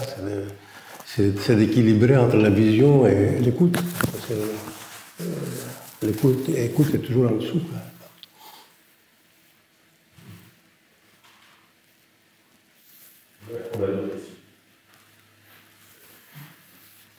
Bonjour, merci beaucoup.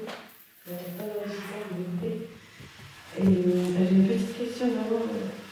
Je me demandais quel est le point de départ quand vous écrivez quelque chose. J'imagine que c'est bien maintenant, mais non, c'est une question un peu bête. Est-ce que le point de départ, l'origine, le premier élément, est-ce que vous avez bien Moi, j'ai pas bien entendu. Je crois que c'est comment ça commence, quoi. Quel est le point de départ pour une œuvre? C'est ça. L'impulsion. L'impulsion, mais non. Initiale. Est-ce que ça se situe quand vous démarrez un nouveau projet, par exemple? Ça dépend des projets, je crois. Il y en a qui viennent d'un fragment écrit, par exemple, qui tout d'un coup a besoin de se libérer, de s'affranchir et de s'agrandir comme ça. Et puis après, après c'est une aventure pour savoir où il va, etc. Ou alors il peut y avoir une idée plus générale, par exemple l'idée de la surveillance, du contrôle, ou des choses comme ça, autour desquelles j'aimerais travailler.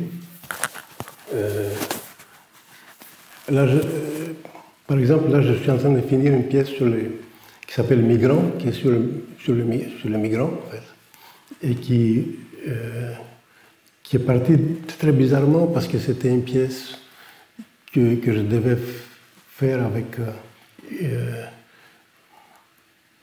autour de cette idée de naufrages successifs en Grèce, Méditerranée et tout ça. Et finalement, je me suis retrouvé avec un texte de Joseph Conrad, donc Au cœur des ténèbres, où j'ai pris des petits bouts de texte pour essayer que ce soit le plus général possible, le plus universel possible, et que ce ne soit pas que des histoires comment dire, des témoignages, comme il y a beaucoup de migrants qui sont épouvantables d'ailleurs, mais on ne peut pas faire de la musique avec ça, c'est indécent presque de travailler là-dessus. Donc voilà, peu à peu ça dérive. J'étais parti sur des histoires plus brûlantes, et en fait je me suis trouvé avec ces textes de Conrad, et je me rends compte que la pièce peu à peu bifurque tout le temps. Et il faut, à mon avis, dans mon travail, il faut être complètement disponible pour suivre la dérive de la pièce. Il faut la suivre, il faut voir où elle va, en fait, où elle peut respirer le mieux. Donc le début, ça peut être une petite chose comme ça, c'est après, c'est l'élaboration en fait qui fabrique la pièce. Je sais pas.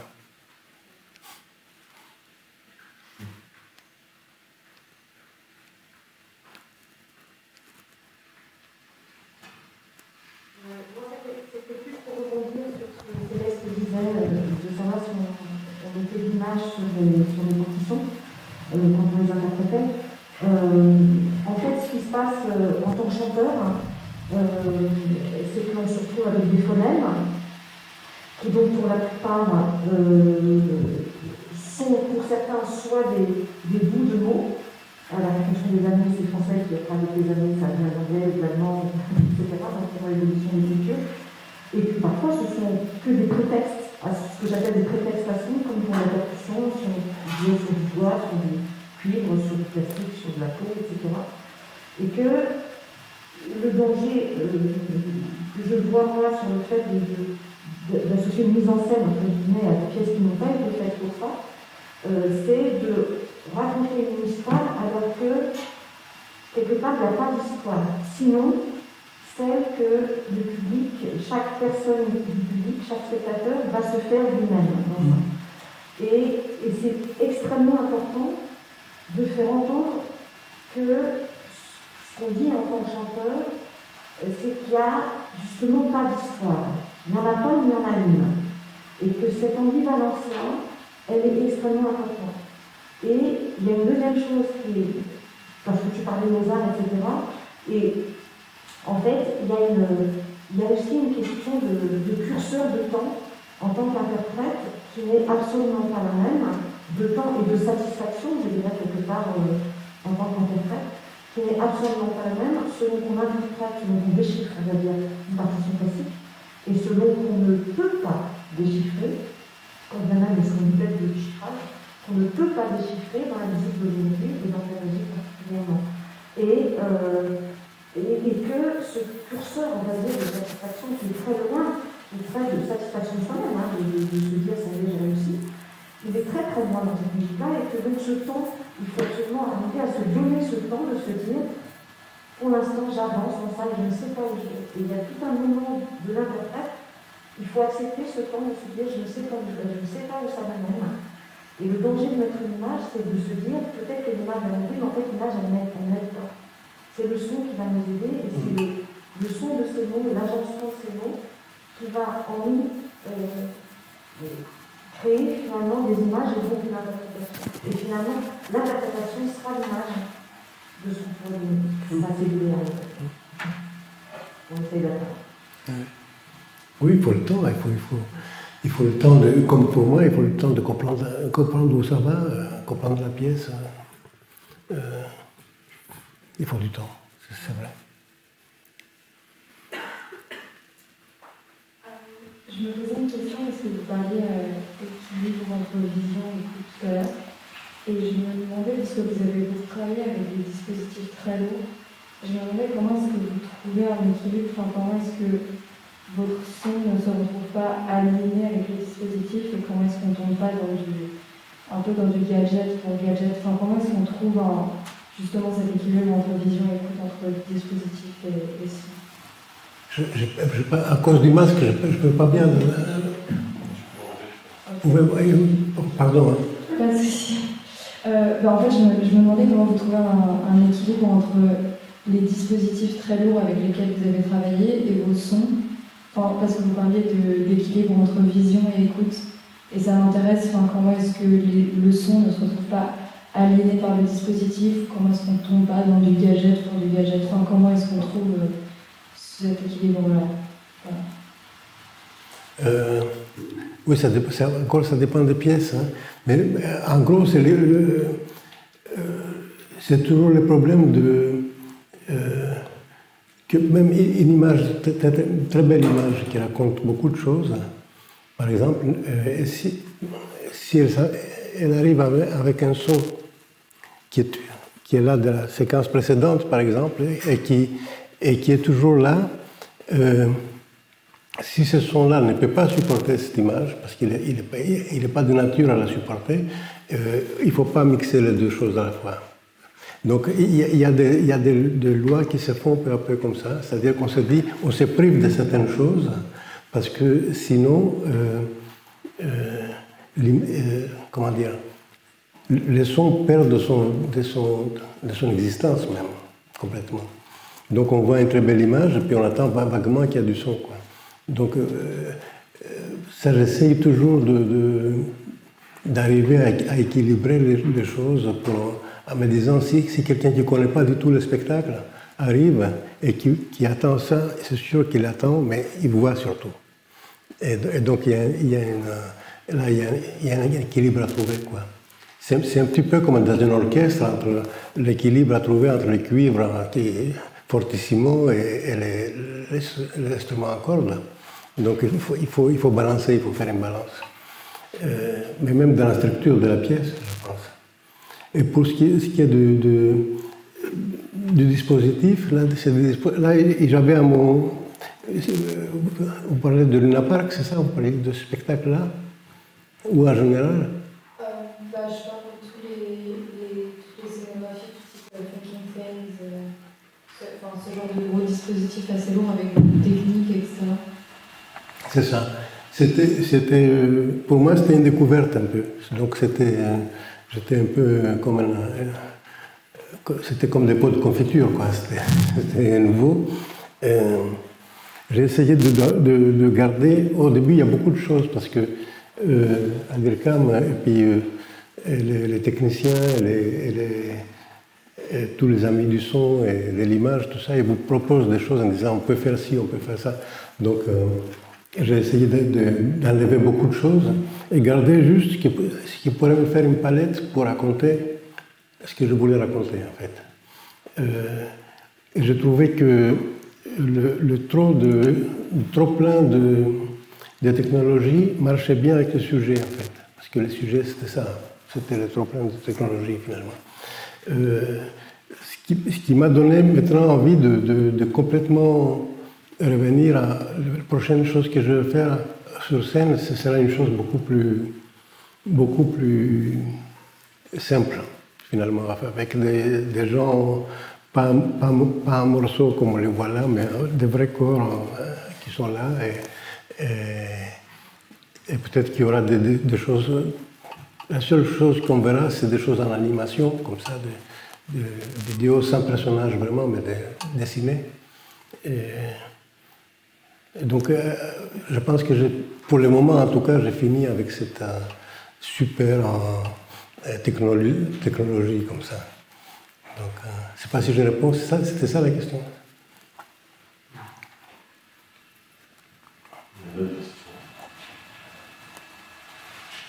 Bonjour et merci de passer un moment aussi agréable. Je voulais un petit peu en revenir moi sur tout l'aspect, on pourrait dire, poétique et surtout la relation au langage, à la langue et peut-être la façon dont c'est élaboré votre répertoire phonétique. Si vous pouviez évoquer ça m'intéresse beaucoup et aussi à quel endroit parce qu'on sent dans votre écriture poétique, et donc dite, jouée, on sent par moments l'apparition du sens et une disparition aussi. Donc comment vous jouez là-dessus, comment tout ça peut s'élaborer, à votre avis? C'est l'apparition du sens, oui. En fait, pour moi, c'est très important que c'est ce que disait aussi Donatienne tout à l'heure, c'est-à-dire que le public soit en fait soit perdu. Parce que quand on est perdu, on sort les antennes et on attend tout et on regarde tout pour essayer de se retrouver, d'essayer d'avoir quelques indices, quoi. Et donc, en même temps, si les gens sont perdus, on les perd. C'est-à-dire qu'il lâche un peu le morceau, quoi, en se disant, bon, d'accord, on ne comprend rien. Bon. Donc, il faut de temps en temps essayer de le rattraper, et puis essayer de leur raconter une histoire quand même, mais par bribes, quoi. Donc, il y a des petites balises, des petits trucs de sauvetage, où tout d'un coup, on peut s'accrocher, on attend une phrase qui a un sens, on se dit, bon, on va naviguer avec ça pendant un petit moment, puis on verra bien. Donc c'est un petit peu ça, c'est une espèce de... je te donne ça, et puis après je te lâche, et puis tu vas te perdre un moment, mais je sais que tu es encore là, mais je vais... Voilà. Et puis donner un sens, et puis après dire non, c'était une fausse piste, c'était pas ça qu'il fallait comprendre, c'est par là que ça se passe. Donc c'est un jeu avec les mémoires des spectateurs que j'aime beaucoup faire, quoi. Et ça, c'est un jeu que j'avais... Quand j'étais enfant, on avait ce jeu-là avec mon père, parce que mon père parlait... il était de Corfou, donc il parlait le dialecte de Corfou. Et mes tantes venaient des Cyclades, venaient des autres îles. Donc c'était des patois différents. Et donc je naviguais entre les patois de mon père et de mes tantes, comme ça. Et finalement, on parlait un grec qui n'était pas le vrai. C'était quelque chose dans la maison, je parle. Qu'on ne pouvait pas exporter non plus, parce que les copains ne comprenaient pas si je parlais comme ça. Et donc, depuis que j'étais enfant, on jouait avec la langue, quoi. C'était le jeu de la famille, un petit peu. Et puis après, ça s'est aggravé avec mon arrivée en France, avec le français. Pas comprendre, voilà. Et donc, ça a dû jouer beaucoup, mais en tout cas, j'ai toujours écouté la langue comme une musique. Donc, à partir de là, j'essayais de restituer ça.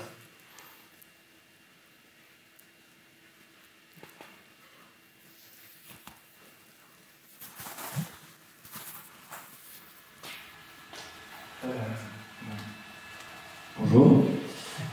Au début du documentaire, on entend votre voix, et cette voix après se transforme comme si elle était numérisée.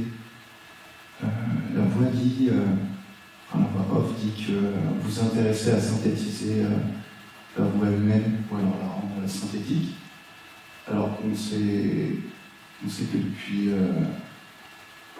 la synthèse sonore, on essaie plutôt de rendre des instruments réels à partir juste d'une forme.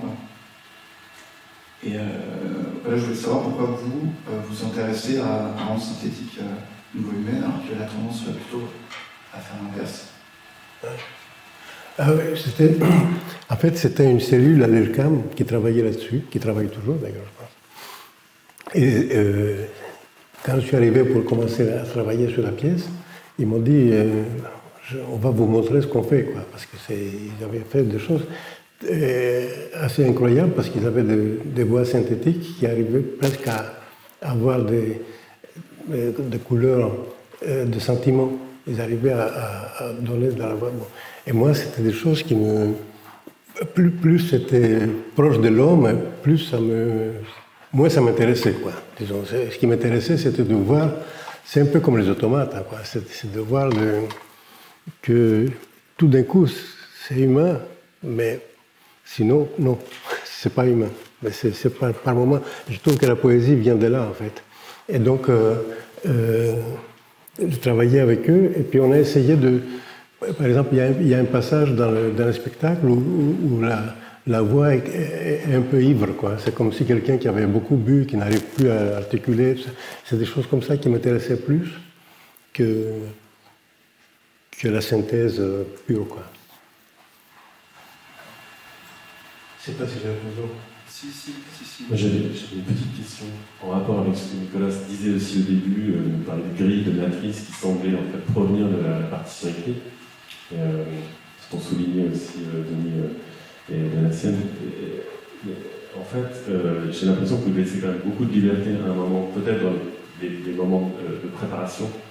Ça a été dit aussi dans le reportage où, au début, vous vous retrouvez tous sur le plateau et en quelque sorte, bon, il y a des écritures, j'imagine, mais ça va se passer ensemble. Et est-ce que vous appelleriez ces moments-là des moments d'improvisation? J'ai remarqué que le mot n'a jamais été prononcé. Comment ces choses-là qui à la fois déclenchent des hasards, on pourrait dire heureux, ou des formes un peu de perte, est-ce que vous les reliez à des formes d'improvisation ou non? Enfin, en gros, question sur l'improvisation, comment vous l'envisagez? Pas dans ces cas-là, pas dans les spectacles qu'on a vus là, par exemple. Parce que là, les choses sont vraiment écrites. Donc après, c'est comment chacun s'approprie ça. Comment ça devient différent. Parce que c'est quelqu'un qui voit quelque chose que moi, je n'ai pas vu, par exemple. Moi, ça m'intéresse beaucoup, ça, de voir des interprètes qui voient des choses que je n'avais pas prévues. Et du coup, ça éclaire la chose complètement différemment. Donc, dans ce sens-là, il y a une espèce de vision de leur part qui est différente. Il y a un écart, donc cet écart est intéressant, quoi. Et à partir de là, je pense que, en tout cas, ce que je sens, et je le fais du coup, je le sens très fort, c'est qu'il faut donner une confiance tout le temps aux interprètes. Il faut leur donner confiance tout le temps, en disant c'est bien.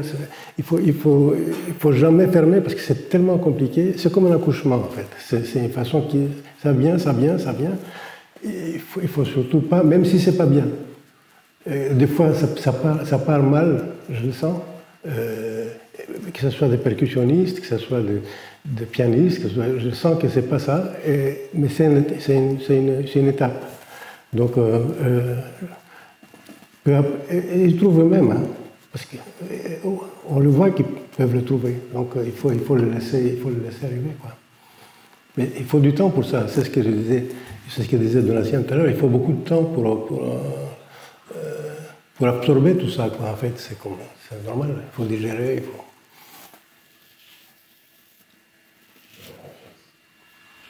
Et de la confiance. Beaucoup. Oui. D'autres questions? Ah oui, c'est... Persiste.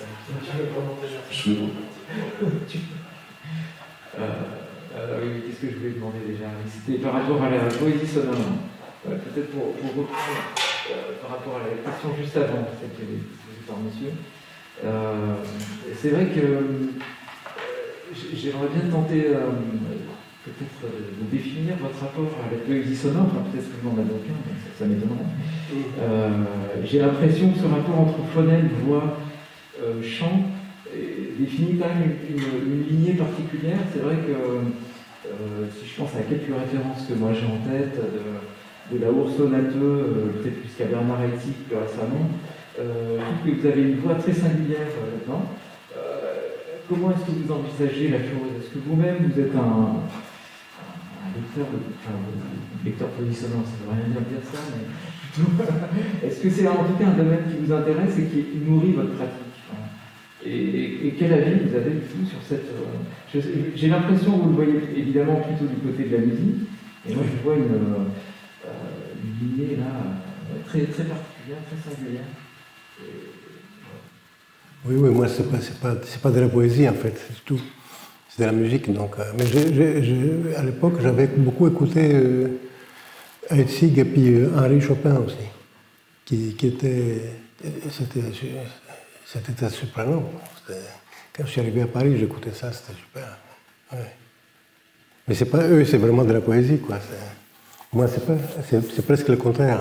J'essaye surtout pas de poétiser la chose, disons, mais au contraire, que la musique lui donne une substance formelle, quoi, mais pas... Vous êtes à touche-touche, quand même. Vous êtes à touche-touche, parfois. Vous êtes à touche-touche parfois, vous êtes très près. Oui, on est à peu près. En venant de rives opposées. Alors il y a quand même quelque chose dont tu peux peut-être parler, qui est justement ta contribution à la sonate de Schwitters. Ah oui, mais ça c'est un des flûtistes qui jouait dans le spectacle, là, dans Luna Park. Il est très très bon pour dire des syllabes et des sons. Il s'appelle Mike. Que j'ai oublié son nom. Schmidt, voilà. Et lui, il interprète très souvent la sonate de Schwitters. Et il m'a dit, est-ce que tu voudrais écrire une cadence pour la sonate? Donc j'ai écrit une cadence sur le nom de Schwitters, donc Kurt. C'est juste ces sonorités-là. Et donc maintenant, il interprète avec la cadence. Donc je suis très heureux. Là, c'est vrai, expérimentalement, c'est extraordinaire, parce qu'il y a un moment où on entend que ça ressemble, hein, c'est pas du tout du Schwitters. Et on le sait au moment où on comprend qu'il y a une sorte de chiffre justement derrière qui organise le retour de phonèmes, de micro-phonèmes, qui commence à dessiner une sorte de figure, quoi. Il y a quelque chose qui c'est plus le même flux. Dans la sonate de Schwitters, ça varie tout le temps, en fait. Et là, il y a quelque chose qui revient. À la fin, à un moment donné, on voit passer le nom, justement. On a pareil cette espèce d'accroche, quelque chose de familier. Un petit peu à l'image de ce qu'on voyait à la fin du film sur Luna Park, où Richard Dubelski dit la phrase « il va arriver quelque chose » après avoir prononcé un nombre incalculable d'autres ordonnancements des mêmes phonèmes. Donc c'est un endroit où on entend bien à la fois la proximité et la différence, il me semble, entre ces deux mondes.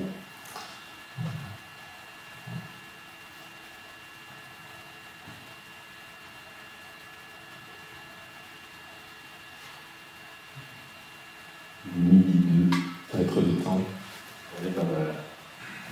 J'ai envie de dire merci beaucoup, Jean-Luc Vergis et Nicolas Donin. Merci d'avoir accepté cette invitation dans un moment quand même toujours un petit peu délicat. On aura réussi à le faire. Et écoutez, merci beaucoup, j'espère